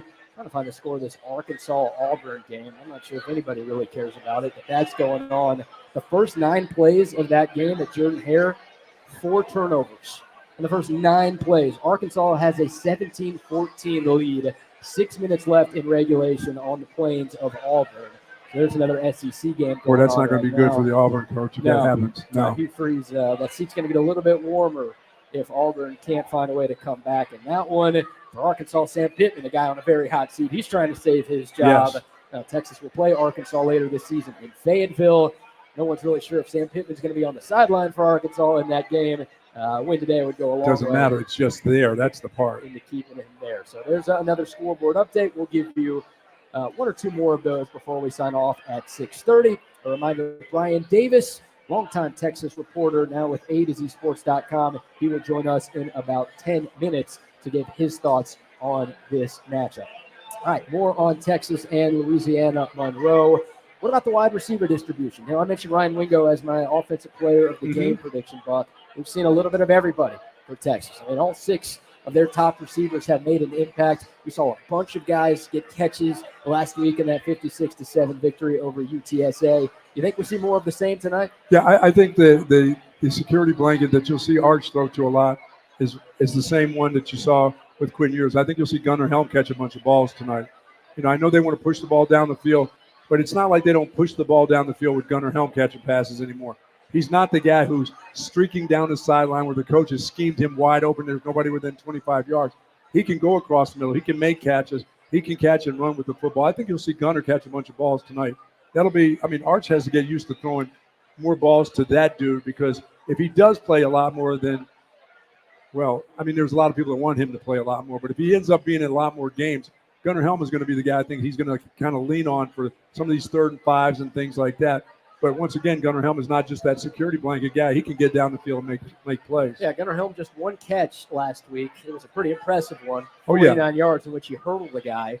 But that catch came from Quinn Ewers. So Arch Manning played 2 quarters, and then Trey Owens came in towards the end of the game. Gunnar Helm did not catch a pass from either of those guys. Now, Texas put up 56 points. I don't think anybody's complaining with the way the offense performed, but you do wonder if Gunnar Helm is a little bit bigger part of the offense. And maybe he and Arch Manning got the chance to work together. Yeah, and that's one of those things that I think Sark can make sure it happens too. Yeah. He can get into Arch's head. He's in that helmet all the way until about 15 or 10 seconds left and say, look for Gunnar on this. I want him to be your number 1 choice on this. If he's open, throw the ball to him. I know there's big plays to be had out there with some of these great wide receivers, but as time goes on, if you don't see Quinn Ewers the following week against Mississippi State and Arch is in there for the first SEC game, he's going to have a guy he can really depend on. And Gunnar Helm seems to be that guy right now. Because I said it's not just those dink and dunk passes to him. He gets down the field. He gets himself open. He's been that kind of player. I know this is a baseball phrase, Buck, but I'm going to turn it into a football expression. Chicks dig the long ball. Yes. Deep shots are fun. I wouldn't hate seeing a couple of deep shots. Oh, you'll get it tonight. But what I want to see from Arch more than anything is what Quinn Ewers did such a good job of to start the season. Take what the defense gives you. And that's what you should do as a young quarterback. If they're giving you deep shots, hey, take the deep shots. Right? Sure. One-on-one with the Texas receiver against the ULM defensive back, I like our chances in those matchups. Sure. But if they're dropping 2 safeties on every play and they're saying, hey, we need you to nickel and dime us. If you want to beat us, you're going to have to go underneath. Take what the defense gives you. Yeah, and I think they've got an opportunity also, what they've done with the backs out of the backfield here right now in Sark with the little swing screens and swing passes to the those are things that Gibson has to get used to catching from Arch too. Sure. Quinn Ewers does it better than anybody in the nation when it comes to that type of pass and that type of route to a running back. Makes it so easy for the back to catch the ball. It damn near just sticks in their hands. It doesn't hit him in the chest, doesn't hit him in the shoulder pads, doesn't hit him in the face mask. He doesn't lead them out there to get blown up by the defender. He throws it right where they can catch and run. I think that's something that he should get used to with Gibson. Get Gibson on that same plane or whoever's playing running back. He's got to get started getting used to that type of pass, that finesse pass. Quinn Ewers, he's done that from the minute he's gotten here in this offense. He knows how to throw that pass, and that can be sidearm, over the top, any way you can get it around the defender. Quinn has found ways to get that to the running backs. Arch hasn't had. We haven't seen him really do that much. I don't really see him throw the ball to the backs out of the back. They haven't done it yet, so this would be a great opportunity tonight to do that too. Those are those passes you talk. Get him some throws early, get him going, get him lathered up a little bit with some quick passes like that. That's one of the ways to do it. Easy P. Diddy. Sorry about that. We're talking about lathering dudes up. Sorry about that. Not this week. I don't want thousands of bottles of baby oil out at I'm TK sorry about that. Please be careful with that stuff. Yeah, I mean, this swing screen game, if I can speak, is a big part of the Texas offense. And 10 different guys caught a pass in the win against UTSA. You had 11 different guys catch a pass in the win over Colorado State in week 1. A few running backs were a part of those numbers. So I'd like to see more of that because all of your running backs are playmakers, right? You get Jaden Blue, you get Trey Wiseman, you get Jarrett Gibson the ball in space. They've got the ability to make guys miss and turn a pass behind the line of scrimmage into a 10, 15, 20-yard gain. You want to see more of that, and that goes to taking what the defense is given. There's no doubt about it. But I think one of the key things you said earlier, BK, is I'd like to see the offensive line open up some holes that really just gash the defense. And it hasn't mattered who they've played against. When Brooks is back there running last year, you saw holes. I mean, they gave him holes. I know he made some things happen in that short area because he can have the ability to make you miss. But what you'd like to see is somebody not get touched for 7 yards. Yeah. They're into your secondary or they're past your linebacker area. That would be nice to see too, and especially against a team like this, because from this point on, you're not going to get a lot of those opportunities. Once you get to SEC play, the Oklahomas of the world, I don't think you're going to see a lot of that. Your running backs are going to have to make some things happen. You're going to get good offensive line play, but your running backs, the strength of the guys that are playing that position, they'll be able to take people with them. They'll be able to get you those 3-4 yard runs. But this is a group, as you said, should be just gouging this team tonight. Texas as a team has rushed for over 100 yards in all 3 wins. Sure. They do not have a 100-yard rusher in a game this season. Matter of fact, they don't have an 80-yard rusher in a game. Their leading rusher in an individual game this season, Jarrett Gibson last week, who had 75 yards. So, look, it's a team game. You don't need a guy to go for $150 every week to win. Texas has proven that. I would hate to see somebody go over the century. Yeah, that would be nice. I think that would be Gibson tonight. I think he'll do that. But they'll be careful that they don't, even 100 yards for him, be careful of how you get him that 100 yards. He doesn't need to be in here in the fourth quarter trying to get 100. John Bianco, tell the running back coach he's close to 100. Yeah, give him those 10 more yards. Yeah, give those 10 more yards. Come on, coach. Yeah, I just think you have to be careful. And for me, when this first started out, these running backs were hurt before the season started. BK, I said, I don't care if you had to add another wide receiver. You have talent at that position. And if you have to throw it 15 more times than you really want to throw it, then throw it. You're going to score. You have guys that are like running backs. They catch the ball, they make people miss, and they go to the house. And I think there's still an opportunity to still do that. I think this group has enough talent at the wide receiver position that they're going to put teams in a bind and not have to run the ball. Some of those short passes are turning into big runs. Let's hear from Steve Sarkeesian. That kind of is a good segue into this next cut because, look, with most teams around the country, you're down your starting quarterback, you're going to have to change up your offense. Sure. Right? I don't know if Texas is that limited offensively because they have a guy like Arch Manning. This answer actually comes from after the game last week against UTSA. Steve Sarkeesian was asked about if he has to limit this offense with Arch Manning at the helm. Here's what he said. When our twos practice, we don't shrink the playbook and play super conservative. We practice the toughest stuff we have because we never know when one of those guys has to go in. It could be a O-lineman or a runner or quarterback. And so because of that, in practice, we expose him to so much that I don't feel like I'm handcuffed because Arch is in the game. I feel like he's been running all these plays all week long. Again, we've identified some of the things that we think he does well and that he said he does well. And so we just went and played offensive football. I didn't think Arch is in there. Let's take it easy. Of note, the sack we take on third down is a 5-man protection. We didn't do a great job with the clock management. Arch was ready to change the protection, but knew the clock was running down, had to get it snapped, and ends up getting sacked on the play. So, and he was able to come right off the field and verbalize all of that to me in real time, which tells me he was clear-minded and focused on what we were trying to do. So, again, nobody likes to get sacked, but in a weird way, it was probably kind of good for him to get hit and have to get back up and then go play again the next series. Who knows where his advantage is when it comes to schemes? His advantage is the fact that he's got better wide receivers than they do secondary guys. Oh, yeah. And more of them. And he knows that he's not going to run the ball just for the sake of running it when he can throw it and get the same thing or better results throwing the ball down the field with Archman. He knows what he can do with throwing the football. There's no doubt that Sark knows what this kid. He sees him at practice every day. He understands he can push the ball down the field. He can make the throws. He can make the kind of throws that Quinn does. He just maybe he's not quite as quick as Quinn was. And he's not far off from it, but he understands that he still has an unbelievable advantage with that kid throwing the ball with his receivers versus trying to force feed some runners that you don't have your first one or two guys in there and you're out in your third running back trying to force feed, doing some things with a runner than you can throwing the ball. Their best thing right now is throwing the football anyway. It just is. How cool is that story? That right after the sack that Arch Manning took in the second quarter last week, he went right over to the sideline and told the coach exactly what he saw. Yeah, if I'd had more time there. Hey, if you got the play in quicker, guess what? I could have changed the play. We're talking about a redshirt freshman who's played very little football in his college career. The fact that he was able to diagnose, now, of course, you wish he was able to do it before the play. I'm pretty sure he should have counted the numbers on the left side of the extra guy that they had coming. Yeah, and he came late. Did you go back and see that? He came really late. I did see Nick Saban on College Game Day earlier today breaking down some Arch Manning film, and that was spectacular. I mean, Nick Saban is doing a tremendous job on game day, but he kind of broke down that exact play. And he's like, that's Arch Manning's responsibility. Yes. The line was set to block the guys in front of them. The quarterback's responsible if someone's coming the extra from the left side. Arch Manning's got to be a little bit quicker. Like, he noticed, you could tell if you go back and watch the replay that he saw the guy coming. He wasn't completely blindsided. What do I do with the ball? He just didn't react in time. Like, he didn't get rid of the football, obviously, in time. He took the sack. And you don't want that happening in any game, but especially not tonight, because you don't want to be seeing a lot of Trey Owens in the first half. No disrespect to him. No, I mean, it's always, I always thought if I could have been a quarterback coach, I would say, here's what you need to do. Throw that ball as hard as you can into that guy's chest because he's not going to catch this. Yeah. When you hum one at him directly into his chest on a blitz, that guy's not catching that ball. You worry about the ricochet, where it's going to go. Does it go bouncing up?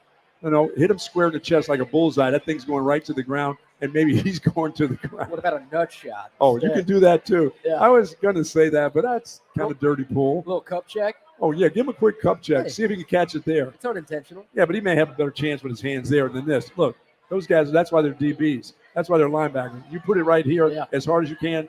They're not, those guys, they aren't Sunday players. They're not scooping that and catching it. They're dropping it. Yeah, absolutely. So I gave Ryan Wingo as the receiver I think has the best day for Texas tonight. Which receiver do you think has the best stat line in this game? I'm going to go Bolden. Okay. Silas Bolden? I think it's his time. We need to see more from him.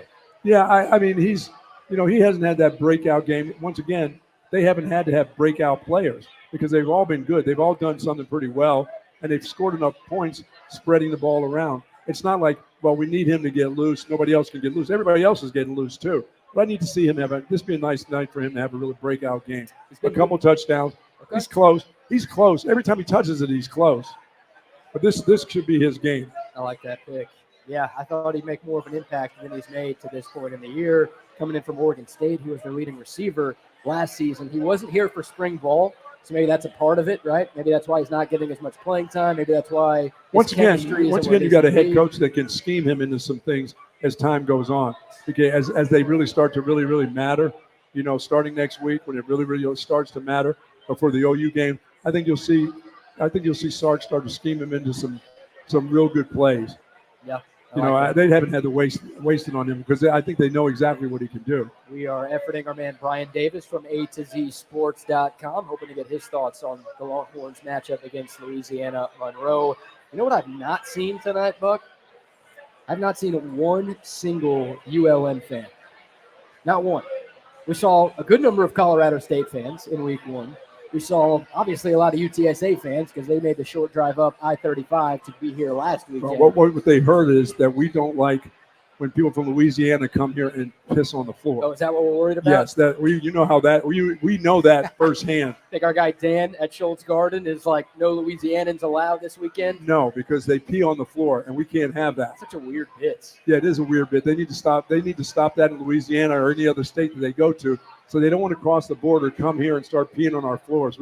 We don't do that here. They do have toilets in that state. I know they have toilets, but they seem to miss an awful lot all the time on purpose. Yes, indeed. That's a bit with them. That's a thing. Yes, indeed. Nice toilet, but let's people. Very confusing what they do there. All right, well, we just went black for some reason. Hey, Brock. Hey, I'm talking to you. All right. Hey, Brock. All right, we're trying to get our camera back on. I don't know what happened here. I think our camera became unplugged. We fade to black. You can mess with that. But I do see Brian Davis. We can talk to Brian Davis. Nice, good. He's way better looking than both of us. That's true. So it's probably for the best that we talk to BD. Hold on, I think I can fix it. I think I just made Brock get up and leave for nothing. Now we're back, buddy. Yeah, we're good. All right, let's bring on Brian Davis from A2ZSports.com to get his thoughts on tonight's matchup. BD, sorry for the technical difficulties. We're even sorrier you have to look at us now. How are you, my friend? Hey, listen, it's Louisiana Monroe night for all of us, okay? It's Monroe night for all of us. Let's be honest. Hey, good to talk to you again. Last week's game, Brian, was a great opportunity for Arch Manning coming in. It wasn't great for Quinn Ewers, but it was great for Arch Manning. It was great for this football team to get him an opportunity to get in there and get a bunch of snaps. And as the season goes on, those snaps are going to be very important, like the ones he'll get tonight, because I just don't know if Quinn Ewers stays healthy the remainder of the season once he gets back. It's just the way it goes here at Texas with quarterbacks. Things seem to happen. And maybe that's it for the season. Hopefully that's it for the season. But the snaps that this kid has gotten are very important to this football team. You know, it's funny you mentioned that, Buck. You're not the only person who I heard talking about that this week. You know, the fact of the matter is this is Quinn's third injury that he's had, and it's the least severe of the three. But it's still, if I was an NFL GM, I would think, interesting. Okay. I mean, look, it could be just bad luck. I mean, look, we've all gotten out of bed and stretched wrong, and, you know, you were kind of out of commission for a few days or whatever. I get it. It happens, right? But this is also the Heisman frontrunner leading the number one team in the country. So there is something to be said for that. Texas, fortunately, has a kind of an embarrassment of riches, right? Sark talked about before he wanted to get Arch, quote unquote, meaningful snaps, meaningful situations this year. Well, I mean, this is obviously it, you know, a start for any one of these 12 games. Doesn't matter who the opponent is, but a competitive start is legit opportunity. I really thought Sark did a great job of getting ahead of the internet chatter this week when he basically said, look, Quinn is still the quarterback. We have a national championship caliber team, and Quinn is our quarterback. I thought he did a good job of getting ahead of that. But Manning's, you know, probably going to go off tonight, and the Manning hype train will only go faster, probably. Yeah, Brian, let me ask you this. How does the Texas offense change with Arch Manning instead of Quinn Ewers, or does the Texas offensive game plan even change with a different quarterback? Well, I mean, I kind of want to see how warm-up goes with Quintrevion Wisner. What's going on with him? How is Jaden Blue? What's his status? Jarrett Gibson, I'm sure he's out there doing his thing. What is the running back situation? Because to me, that feels like that will dictate things more than anything else. I really feel like they have so many talented receivers. I think it's probably fairly simple to spread them all out, get the ball to Bond, find Gunnar Helm over the middle, find Matthew Golden, Ryan Wingo, et cetera, et cetera. That seems easy, but, you know, I just don't think – I don't care if you're playing Monroe or James Madison, or, you know, we saw them take Mac to the woodshed today. I don't care who you're playing, man. These lower level teams, you still got to go out and execute and do it at a high level. And I think Sark wants to see that too, no matter who's out there. So they need to run the ball. They need to establish some physicality, and they need to not let what the defensive coordinator called a mediocre group of five team, get any momentum going themselves. I mean, I think you play to your strength, and your strength right now is all the wide receivers you have, and your backup quarterback is still one of your strengths in your offensive line. I don't think you have to prove a point by running, a freshman in there at running back up and down the field when you've got your other two starting running backs that are kind of banged up. You have to be careful of that. So your best bet, if you want to go 5 wide, six wides, and with your tight end also, and throw the ball, you can win the game by doing that. You don't even have to run it down tonight, and you can still win this game by 4 or 5 touchdowns. That's up to you what you want to do. I know he wants to see how the offensive line still blocks for the run. I know he wants them to protect that quarterback, because whether we know it or not, they're going to come with some different things. They just, in order to be in the game, they can't play what they've done. Their base defense won't work against. It's just not going to work. So they're going to come up with something that he hasn't seen. They just want to protect this quarterback also. 100%. And I listen, maybe I've got too much, PTSD from good Texas teams that have faltered in the past. Look, I want to be very clear. I think this is a different team, a different time, a different era. But I have seen too many Texas teams get good, get some momentum, and then to face an inferior opponent and then just get smashed in the face, right? So I don't want to see that happen to this team. I think this team has big time goals and aspirations for this year. They need to come out and they need to steamroll these guys. I mean, they certainly should, 45-point favorite, right? But Buck, exactly what you said. Play to your strengths. Don't shy away from that. Go out there, smash them, and grab the win and move on. Brian, see this staff and the group saying, we really haven't done anything spectacular as a special teams group yet. We've been very good at special teams over the last 3 years, and we haven't done anything that's really special yet. This, I think, is a great opportunity early in this football game. If you get a 3 and out, go ahead and go for a punt. If you block it, that's great. If you rough the punter and they get 1st and 10, so be it. You're not going to lose the game because you've done something to the punter. But punt returns, kickoff returns, they're still going to protect the punt. They're going to do well in that part of it. But I think you do something special in special teams to make everybody else start to think they still got it. They still have it. They haven't done it yet, but it's time to unleash some of these guys. Because somebody's got to be that special guy that's the punt blocker. They've always had one. So I think they've got to find out who it's going to be, and it's probably a good night to do it tonight. Absolutely. I mean, they took a big step forward in that last year, I thought. Tonight is a great night for that. Tonight is a great night for this defense to get some sacks and get some more pressures. Sark, what was it, 2 weeks ago? He talked about, he wants to create 60 minutes of hell for the opponent.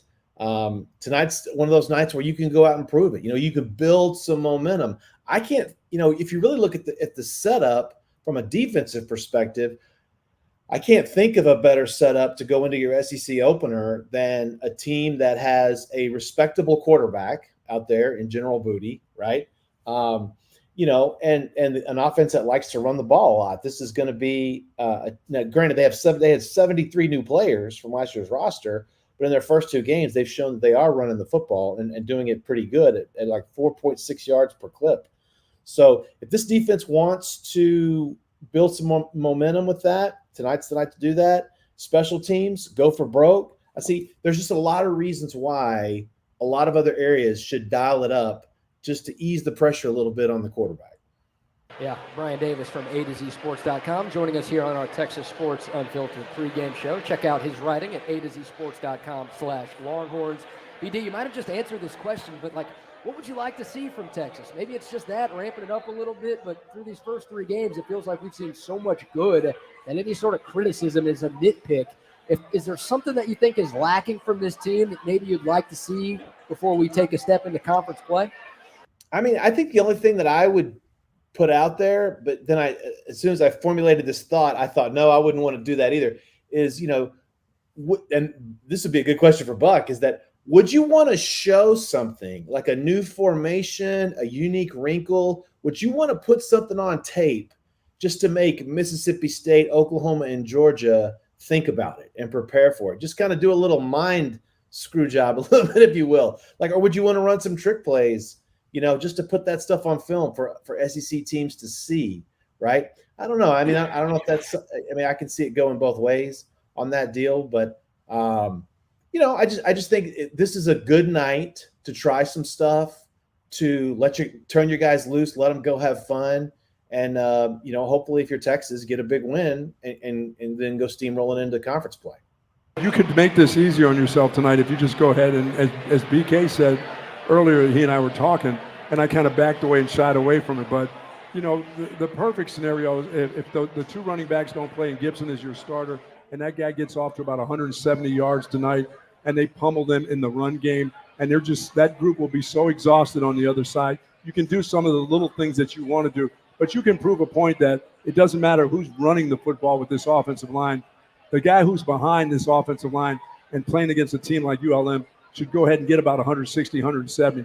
And Gibson, I think, has the ability to do just that. I mean, and it also gives us an opportunity to see if he's a breakaway runner. Can he make a guy miss one-on-one and then take it 60 yards? It's not a 20-yard run, you know, where he shakes a guy and he goes for 20. I mean, a 60-yard run where he just out and out makes guys miss. Because I haven't seen him with that ability. I've seen him run guys over. I've seen him finish runs really, really well. But the ability to make a one-on-one guy miss, and next thing you know, he's out the gate. That's what I think they can do that if they want to. And before, when I was talking to BK, I said, maybe not tonight. You don't want to wear him out. Wear him out. If he's going to be the starter, you know, the other guy should be healthy and ready to play by next week. Get him real snaps tonight and let him be that guy. Let us see what it feels like to get 150 yards in college as a college running back. Yeah, I mean, I think what you're saying is him tonight to do that. You want to see if any of these guys have home run capabilities, right? I mean, that's kind of what that is. I mean, I want to see who's a home run hitter coming out of that backfield. They're going to need that. They're absolutely going to need that.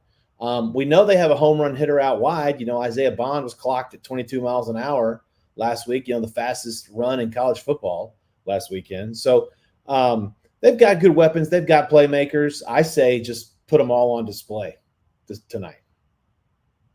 This would be a great night to put them all on display. Everybody in the SEC will see it from this point. They've already seen, the SEC has seen enough from Sark's team right now to understand that they are the number one team in the nation, and they're playing like it. And it doesn't look like they're slowing up with the teams they're playing. The worst thing you do is come out tonight and then start having a lot of penalties, a lot of little silly things because you're trying to guys are getting outside the box. They're doing their own schemes. They're not following what the coach says. I mean, I don't think this team, and we've seen it before, like you said, we've seen this team capable of getting outside the box and looking sloppy against the competition. Hopefully they've got that under wraps right now. That's not the way they play football here anymore. Yeah, and I think that was really interesting how Sark talked about, he has mentioned this several times, and we've talked about it here on the pregame show before, but just how the standard is the standard. And I really like that line. I like that line a hell of a lot better than winning is hard, right? You know, I mean, I don't remember who said that. That's been blocked out of my memory bank. But, you know, I really like the standard is the standard. And, you know, this is a coach who, you know, I want to touch on this too, because I thought this was incredibly important. I thought what Sark said midweek on the Thursday call with reporters when he said, I think we have a national championship caliber team and Quinn is the quarterback of that, right? That at least for me, first time for me to hear the Texas Longhorn coach be so emphatic in his belief of what this team can do, to me, it was shocking. It was absolutely shocking, right? This isn't a guy who's like, well, we just hope to win this week. You know, winning is hard. Oh God, right? You know, no. This is a head coach in Steve Sarkeesian who's like, I plan to be in the game on January 20th, right? And I think that sort of confidence bleeds into the locker room and it bleeds through every aspect of the operation. And it lets everyone know, hey, this is the guy laying down a marker of what is expected of everyone's performance. No doubt. Brian, last one for me. How about a score prediction for today? I think we know who you're going to pick to win this game, but you think Texas can cover the 43 to 45 point number in Vegas? Good teams win, great teams cover. I think Texas is a great team. So yeah, definitely give me the over on that. And you know, I would say this. I really wish that we could formulate a market and short all these people who are taking Arch Manning to win the Heisman at 16-1. I would love to take the other side of that trade because that's easy money, right? Nothing against Arch. Arch is likely going to be a Heisman candidate in his time at Texas. It's just not this year. Well, I'd like to be who's representing him. Remember, he took no money in NIL until he said he's the starter. He's the starter this week. I'm his agent. That's right. I'm walking in. That's you right. guys owe me $1 million. Hey, you owe me $1 million. Can I collect? I'm a starter this week. I wasn't going to take any money until I became a starter. well, my client just became a starter. When do I pick up the bag? We got to pick up that bag this week, That's right. Hey, listen, the kid. I have no doubt that Archibald Manning can cash in whenever he wants on all this stuff. Yeah, no doubt. All right, Brian, last thing before we let you go. I know I've already said that twice now, but I want to give you the chance to promote your work on A2ZSports.com. Texas fans who have known you for years, how can they find where you're at now? Yeah, absolutely. Come see us at A2ZSports.com/Longhorns. All the same stuff I've been doing all these years, except now it's totally free. No paywall to jack with. We're starting up. I've started up a YouTube channel, just like you guys have going here. You can see all the video. I do 3 videos a week, talk about the team, talk about what's going on after Monday's availabilities, things like that. If you love to hear more of me, just prattle on. I'd love to have you. Come see us. Again, FREE. If it's free, if it's free, it's for me. No doubt about it. A2ZSports.com/Longhorns.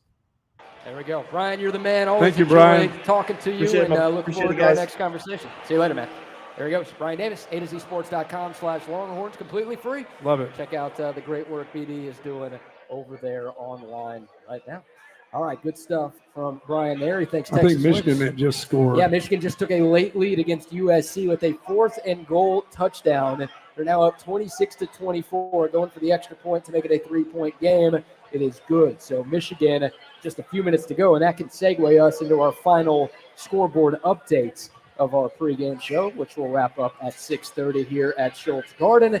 If you are here, make sure you sign up for your chance to win a free pair of Ariat boots and Ariat denim. Man, Brock's drinking on the job. That's okay. That's good. Good for him. You can buy him a beer and then enter for your chance to win some boots from our great friends at Ariat. Scoreboard update. Yeah, we just mentioned Michigan has taken the lead against USC in that top 20 matchup. 37 seconds left in regulation. USC will get the ball. They're down 3, so we'll see if the Trojans can get into field goal range to force overtime. But right now, the Wolverines in a great position to pull off the upset in Ann Arbor. You heard a lot of Texas fans cheering at Scholz Garten when Michigan got into the end zone. A lot of Texas fans rooting for Michigan. That win looking a little bit better for the Longhorns right now. LSU on top of UCLA 34-17 in the final minute of regulation there. Boy, tough showing for Oklahoma State today. 12th ranked Utah in Stillwater without Cam Rising leads Oklahoma State 23-3. Just 6 minutes left in the 4th quarter there. Seems like the Utes are going to get a huge Big 12 road victory. How about Vanderbilt? They are tied with Missouri, 20-20. You like that, don't you? I do like that. Absolutely. I hate Mizzou, and now I'm starting to wonder, do we need to worry a little bit about Texas's trip to Nashville later in the year? Look out. And Vandy's going on the road to Como and giving the Tigers a little bit of a fight. How about that? Maybe they got a little more something than people thought going into the season. That would be a massive, massive upset in the SEC. Just under 10 minutes to go in regulation there. Northern Illinois coming off of their huge victory at Notre Dame. They did not play last week. They just lost at home to Buffalo. That hurts. So congrats to Northern Illinois on being ranked for 1 week. You will never be ranked again. Hope you enjoyed it. Buffalo on the road at Northern Illinois gets the win. A couple of games that are final. Clemson all over NC State, 59-35. How about Penn State? No problem with Kent State in the MAC, 56. They beat the MAC team. To nothing. Beat them up. Good. A little easier than the last time they played a MAC team. And then one final out of the SEC from earlier today. Arkansas on the road beats Auburn 24-14. The Hogs now 3-1. That's their first SEC win of the season.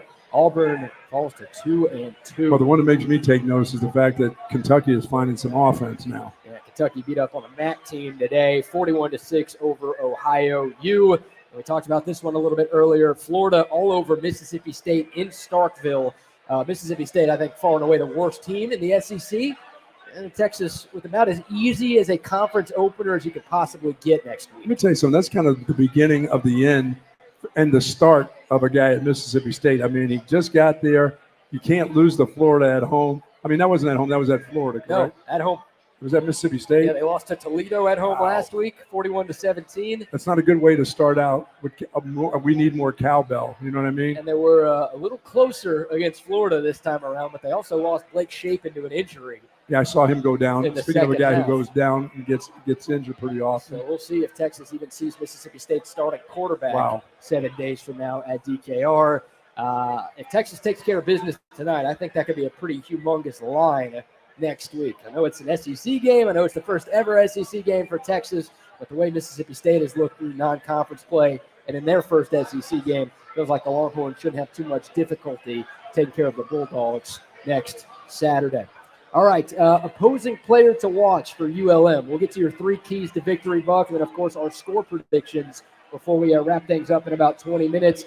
But opposing player to watch for ULM. I'm going to have to go with the general himself. The general himself. Yes, I'm going to have to go with the general. General Booty. General Maximus Booty. Maximus A. Booty. Yeah. That's who I'm going with. He's maximum ass. Yes. That's how bad he is. I'm thinking he has to be, in order for them to be even in the game, he's going to have a great game. So he's the guy I think you got to look out for. And I could add one of those receivers to it, but I think I'm just going to go ahead and put him as the guy, because he's got to be the guy that makes it happen tonight for them, if it happens. If it does happen, yeah. If they score 7. Yeah, they're going to need him to be better than Private Ass, right? Yes. He's going to have to look like a 4-star general out there against Most certainly. Texas defense for ULM to have a chance. I'll go with their leading running back, Ahmad Hardy, the true freshman. He's had a good season, averaging about 5 yards a carry, a leading rusher for a ULM team that is 31st in the nation in rushing yards per game. They haven't done a lot great offensively. Now, they are 2-0. They did score 30-plus points in each of their 2 victories.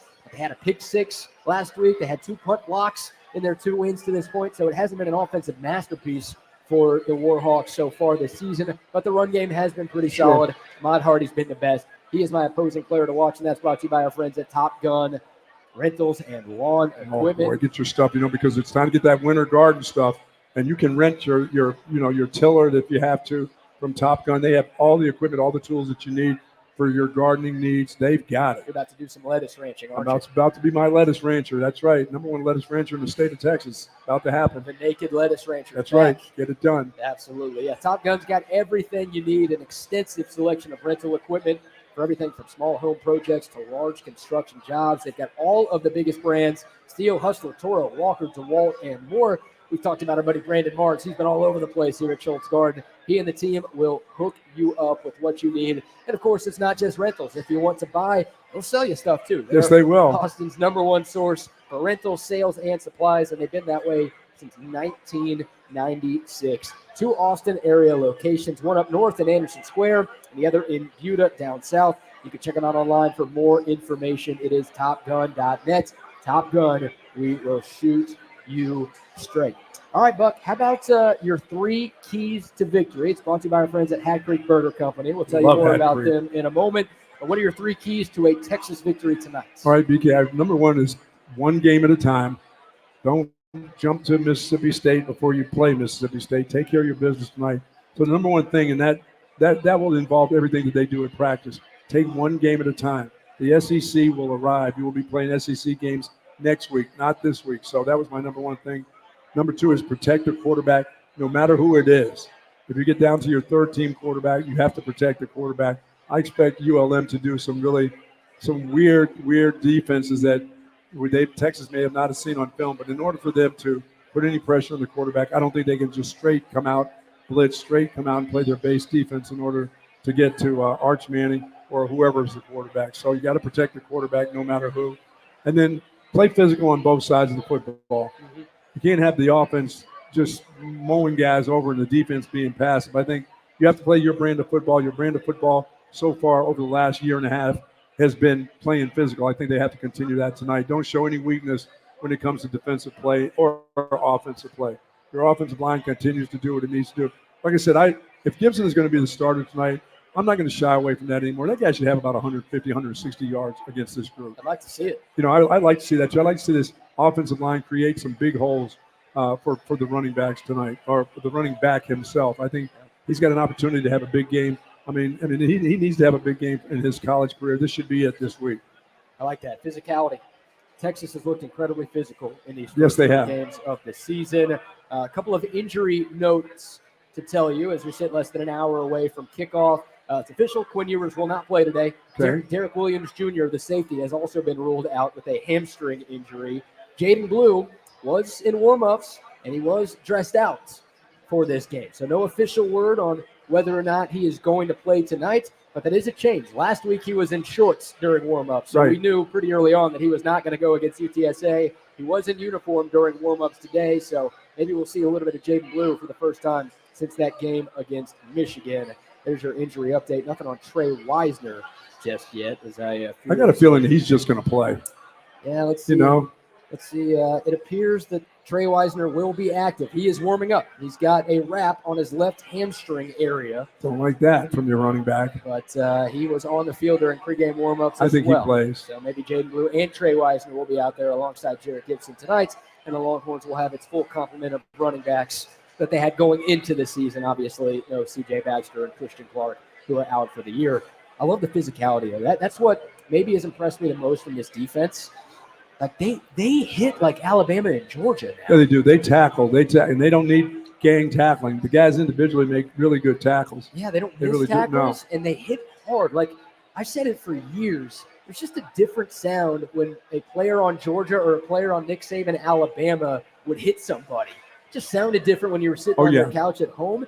Texas is starting to get those sounds when they tackle. I know it sounds ridiculous, but you could just almost hear the physicality of this team every time they take the field. There's no doubt. I think they've played that way.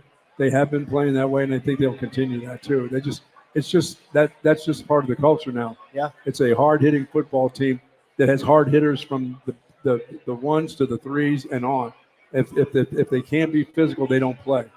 Credit Pete Kwiatkowski for that. Yes, it's gotten better every single year. Yes, it has. Texas. Credit Terry Joseph and Blake Gideon, the secondary coaches. They've done a great job. This Texas pass defense is much improved after what we saw in 2023. And obviously, the new coaches as well. Kenny Baker up front has done a great job with the D-line. Johnny Nansen doing a great job with the linebackers. And as the co-defensive coordinator from this team, this defense, look, against the run, they're not as good statistically as they were a season ago, which you get without Tavante and Byron Murphy. But everything else is better statistically. Certainly Even the third down defense. Texas led the country in third down defense this year. They're not number one in that stat right now, but they're actually better percentage-wise on third down than they were a season ago when they led the country in that stat. I think they've had exceptional inside linebacker play from the guys inside. Yeah, I think so too. They've really played well, those guys. Yeah, Anthony Hill kind of transitioning, right? Yes, he is. He lined up in a few different spots on this defense a season ago as a true freshman. But he's physically ready for being an inside guy too. Yeah, and a few stats. I don't think I brought this up on the show yesterday, but I wrote them down. Some stats I love for this Texas team that I hope we see more of tonight. Obviously, I hope we see more of over the entirety of the season, starting with the offense. Red zone touchdown percentage. Remember, last year, Texas scored touchdowns on just over 50% of their trips into the red area. That's terrible. This year, 16 times into the red zone, they've scored touchdowns on 14 of those 16 Very nice. times. That's 88%. Once again, last year, they were at 50.5. This year, 88%. Let's see that for the remainder of the season. Yeah, that's hard to do. That'd be nice. Even if it's like 75%, I'll take it. That'd be a nice step up from a season ago. What about first half points per game? Buck, you've talked a lot about the Longhorns needing to be the aggressors. Yes. They've done that in every game that they've played. 7th in the country, scoring 27 points per game in first halves. So they get off to quick starts now. Yep, they set the tone early, and they kind of step on the throat of the teams that they've played as well. Kind of take the will out of the other team. And then yards per play. Texas right now averaging 7.3 yards per play. You want to get ahead of the chains. You don't want to have a lot of third down and long situations. When you average 7 yards per play, you're avoiding that stuff. Well, that's those guys who catch, and once they catch the ball, they run with the ball. You don't get they get into the zones. They don't catch, fall down. That was back when I used to coach. I want you to catch it, and I want you to get on the ground. Just get down. These guys catch and run with the football, and they're doing a great job of it. I mean, they've got a fantastic young coach. Chris Jackson knows how to coach these wide receivers. But they catch the ball, and they're very aggressive. But once they catch the ball, I think we've seen that on their quick screens. They don't give in to you trying to arm tackle them. If you're a defensive back, you better be prepared that you're about to not tackle a wide receiver, but you're actually tackling a running back who's much faster. So I like that in him. I like to see that. And the kid Wingo is just, as I said, guys, enjoy what you see from him. He's not going to be here very long. No, I'm with you. Shout out to our guy Jake Bayless, too, regular listener on TSU, coming in from Dallas for today's game, stopping by the table. Good dude. All right, defensive stats that I love. So I mentioned that Texas is averaging more than 27 points per game on offense in first halves. about 3.3 points per game defensively in first halves this season. Yeah, I didn't know if they were going to, because of losing the two guys that they lost to the NFL, I didn't know if they'd be able to do that. They're not giving it. And, teams have been, what happens is they've been getting off to such big leads. Teams are having to go for a BK on fourth down. They're having to do things in order to get first down to keep things going. So it's really worked out for Texas too. They've got teams on the run early and tells where a lot of times these teams would punt and do things. They're behind by so many points. They've got to take chances on things that they wouldn't do against teams like Texas. Yeah, and then mention the third down stat. Last year, Texas, the best third down defense in the country. Teams converted at 26%. Right now, through 3 games, 23.26%. So we'll see if that lasts over the course of a long season. Keep that up. Haven't seen a conference game yet, but yeah, this third down defense has been great. And then the secondary. Last year, Texas in the 100s in terms of passing yards allowed. This year, 18th in the nation, giving up just 137 passing yards. You're going to win an awful lot of ball games with this football team if you can stay in there. I just asked for top 50. I didn't even need top 20, top 15, top 10, whatever. Obviously, we'll take it. But I just wanted this to be an above-average secondary this year. They have looked like one of the best secondaries in the nation. And they've got depth in the secondary, too. It's not just the starter. It's not just the starters. It's the rest of them that are playing well. Once again, and fantastic tacklers. Yeah. They really get to the ball. They tackle. Secondary, too, right? Yes. That's been maybe the most impressive part of the secondary is how well ththose guys have been tackling. I mean, Andrew Makuba, LBJ zone coming back from Clemson. That guy's a physical ball player. Manny Muhammad's been physical. I think the safety play has been great. John A. Barron is actually the highest-rated cornerback in the SEC through 3 weeks of the college football season. And I didn't know if he could play that position. I was wondering if he had the body type to be a cornerback. And look at what he's doing. So far, so good. Yes, he's been great. That guy, thank God he came back for another season because he's been one of the leaders, one of the stalwarts of that Texas defense. So it's really everywhere you look. Like there's no obvious glaring weakness on this Texas football team right now. Yeah, there are things that are better than others. Sure. There are things that you'd love to see get a little bit better, but there's nothing that you can point to through these first 3 games that's like, oh, this could really cost this team something. Yeah, I think tonight is one of those nights where you like to see a breakout, as you said, wide receiver night, where a bunch of guys get a bunch of yards and they make some things happen. Because, as I said, I know what a couple of them. We know what Ryan Wingo does when he catches the ball. He's going, whether it's reverses or catching and running. It's the other guys. It's Bolton and the rest of those guys that we need to see have a kind of a breakout night tonight. This is a good time just before SEC play to have a breakout night. Very delayed shout out here, but the sponsor for Bucky's 3 Keys to Victory, our friends Hat Creek Burger. Love Hat Creek Burger Company. Yeah, they started as a food truck behind Star Bar on West 6th Street. I don't know why that took me so long to say. Back in 2008, now more than 26 locations and across growing. The state of Texas. They're in Austin, they're in Dallas, they're in Houston, they're in San Antonio, Temple, Waco, and more. Despite the rapid growth, the mission of Hat Creek Burger Company remains the same. Hat Creek will always be a place for good food, good folks, and good fun. It's that simple. Find out the locations that have breakfast. Hit them up for breakfast. Those pancakes, waffles, the whole works, bacon and eggs. Breakfast They've tacos. got them. Oh yeah, they're the not tacos. messing around. Yep, breakfast at some of the locations, but of course the world famous burgers, chicken Shakes. nuggets, fries, salad. Who's getting a salad at that? I guess some people get salads. Yes, they do. They're probably fantastic. I've never eaten one. You'll never have one either. The burgers are too damn good. Yeah. I'm not messing with anything else. But the great shakes, the fries, like you said, they've got everything. Love our friends at Hat Creek Burger Company. All right, a few minutes left in today's show. We still have our game score prediction. Of course, we will announce our winner for the Ariat boots and Ariat denim that we're going to be giving away as well. And a reminder, we're going to be here next Saturday. That's right. First SEC game for the University of Texas. 3rd straight home game for the Texas Longhorns. We're at Scholz Garten before every single Texas football home game. We're in Earl Campbell's spot today. I didn't mention that. They've got us in a new location today. Yeah, Earl wasn't feeling well. Hopefully he gets back and we'll see him again next week. You think anyone got us confused with Earl?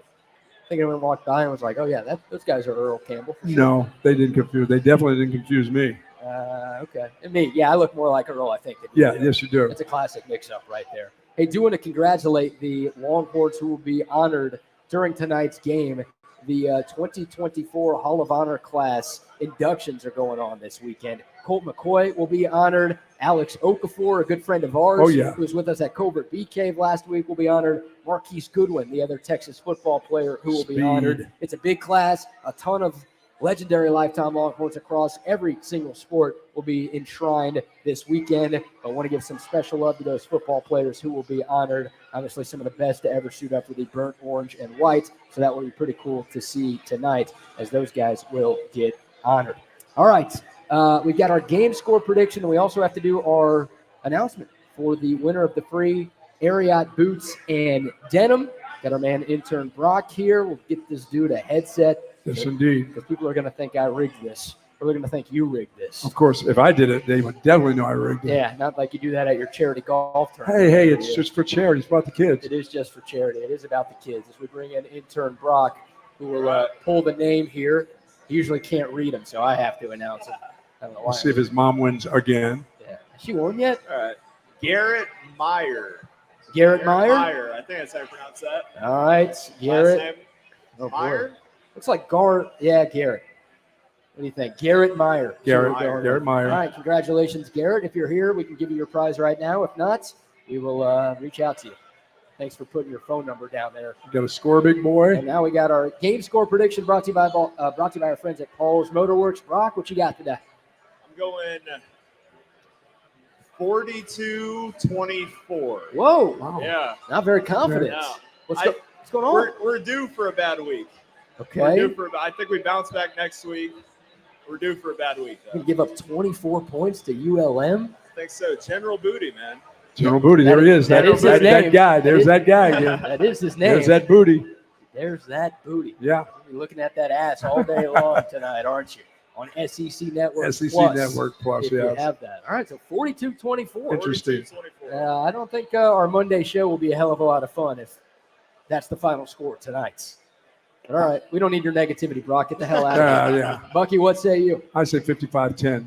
Okay, so that's a 55-10. slight cover for Texas. Yes. Mine's at about 43.5 right now. You know, they're going to be, as I said, Texas will get down to its third and fourth team guys. And, you know, ULM will be still playing. If their guys are healthy, if some of their starters are still healthy, they'll try to score late. They'll try to put a score on the board just to say they scored. Hey, we scored against the number one team in the nation. They'll feel good about themselves, and they'll get a full 10 points. Texas would really, once again, have to give them a couple touchdowns in order for them to be in the game. But I think they can score 10. All right, 55-10. 55-10. The final score prediction. I'm going to go, last week I had Texas 69, UTSA nothing. A lot of people thought that was very childish, very immature. You're going to do it again? 69-0, BK. Hilarious. Yeah. Are you 30? Shouldn't you be a little bit more mature than that? You know what? I am going to be a little bit more mature. What are you going to do, give them 10? My score prediction today, Texas 60, ULM 9. There you go. Good move. Yeah. All right. 60-9, the final score. That'll teach them. The Longhorns get the win. They get the cover. Everyone goes Everybody's home healthy. happy. And hopefully, knock on wood, Yes. Texas can leave this game tonight a little bit healthier than they were after that UTSA game. Sounds like most guys are going to play. Obviously, no Quinn Ewers, no Derek Williams Jr., but we heard that the two running backs who were game-time decisions, Jaden Blue and Trey Wisner, participated in a warm-up. So not sure how much we'll see them, but hopefully we get to see them at least a little bit tonight. Yeah, I think Gibson goes for 140 tonight. Hope you're right. I made that call last week. I wasn't right. I think they let him go tonight. Would love to see a Texas running back at least hit 100. 140 would be nice. Give me 100. We haven't seen that this season. Shout out to Paul's Motorworks, by the way, the sponsor of our game score predictions. Man, they're the best in the business. They've been doing complete foreign and domestic automotive repair in Austin, Texas since 2000. They specialize in BMW, Mercedes, Porsche, and Audi. They do so much more than that. I take my Nissan there to get work done. They'll take my Benz anytime over there, and Paul do a fantastic job. Yeah, oil changes, brake work. I mean, anything wrong with your car. It's tough to find a reliable auto mechanic in the city of Austin. Paul's Motorworks, your search is done. Go see them 620 and 2222. Paul's a huge Longhorn fan. He's a huge TSU fan, and he will take care of you. Find out more at their website, pmwaustin.com. Buck, I got to ask because I'm not sure you have ESPN Plus or SEC Network Plus. You going to stick around and watch this game tonight? I'm going to stick around and watch for a while because you know how getting out of here, we have wonderful parking spots, but getting from here to the 200 yards it is to the light down there on MLK, kind of tough to get there. It takes me 25 to 30 minutes to get to there, and by the time I generally get home, it's almost we're into the second quarter. So I'll just stay here and watch the Scholz's for a while. Can we find an exit strategy, a backup plan to how to get home quicker? I've learned about the back. Yeah, I've learned about there's a back door here. Don't sleep on the back door. So I'm not going to sleep on that, but I might as well watch some of this game right around here. They're going to have it, so I can watch some of this at least till halftime. Of course, by halftime they should be cruising, and I can cruise right on home then. That'd be nice. You know, hopefully traffic won't be too bad. Oh no, at that point. All right, that's going to do it for our pregame show. Thanks Great job, man. To Scholz Garten for having us out. As always, special thanks to our title sponsors, Covert Bee Cave and 34 Wine and Spirits. And thanks to everyone who came by Scholz Garten and everyone who tuned in on YouTube, on the app, and everyone who will tune in on Apple and Spotify once we post this as a little podcast. post-game action, too. A little post-game with Zay and Wags immediately after the game tonight. So keep it locked into Texas Sports Unfiltered. And a reminder, we will be back next Saturday before Texas's first ever SEC game, 2-hour live pregame Crazy show. will that be? From right here at Scholz Garten. Yeah, it'll be a madhouse. A lot of cowbells, too, with Mississippi State fans coming to town. Bring some extra Advil for that one. All right, for intern Brock and crybaby Mason, who was here earlier. I don't know where he went. And for Bucky Godbolt, I am BK Brad Kellner. Thank y'all so much for tuning in. Enjoy the game tonight, and we will talk to y'all on Monday. Hook 'em horns. Hook 'em horns.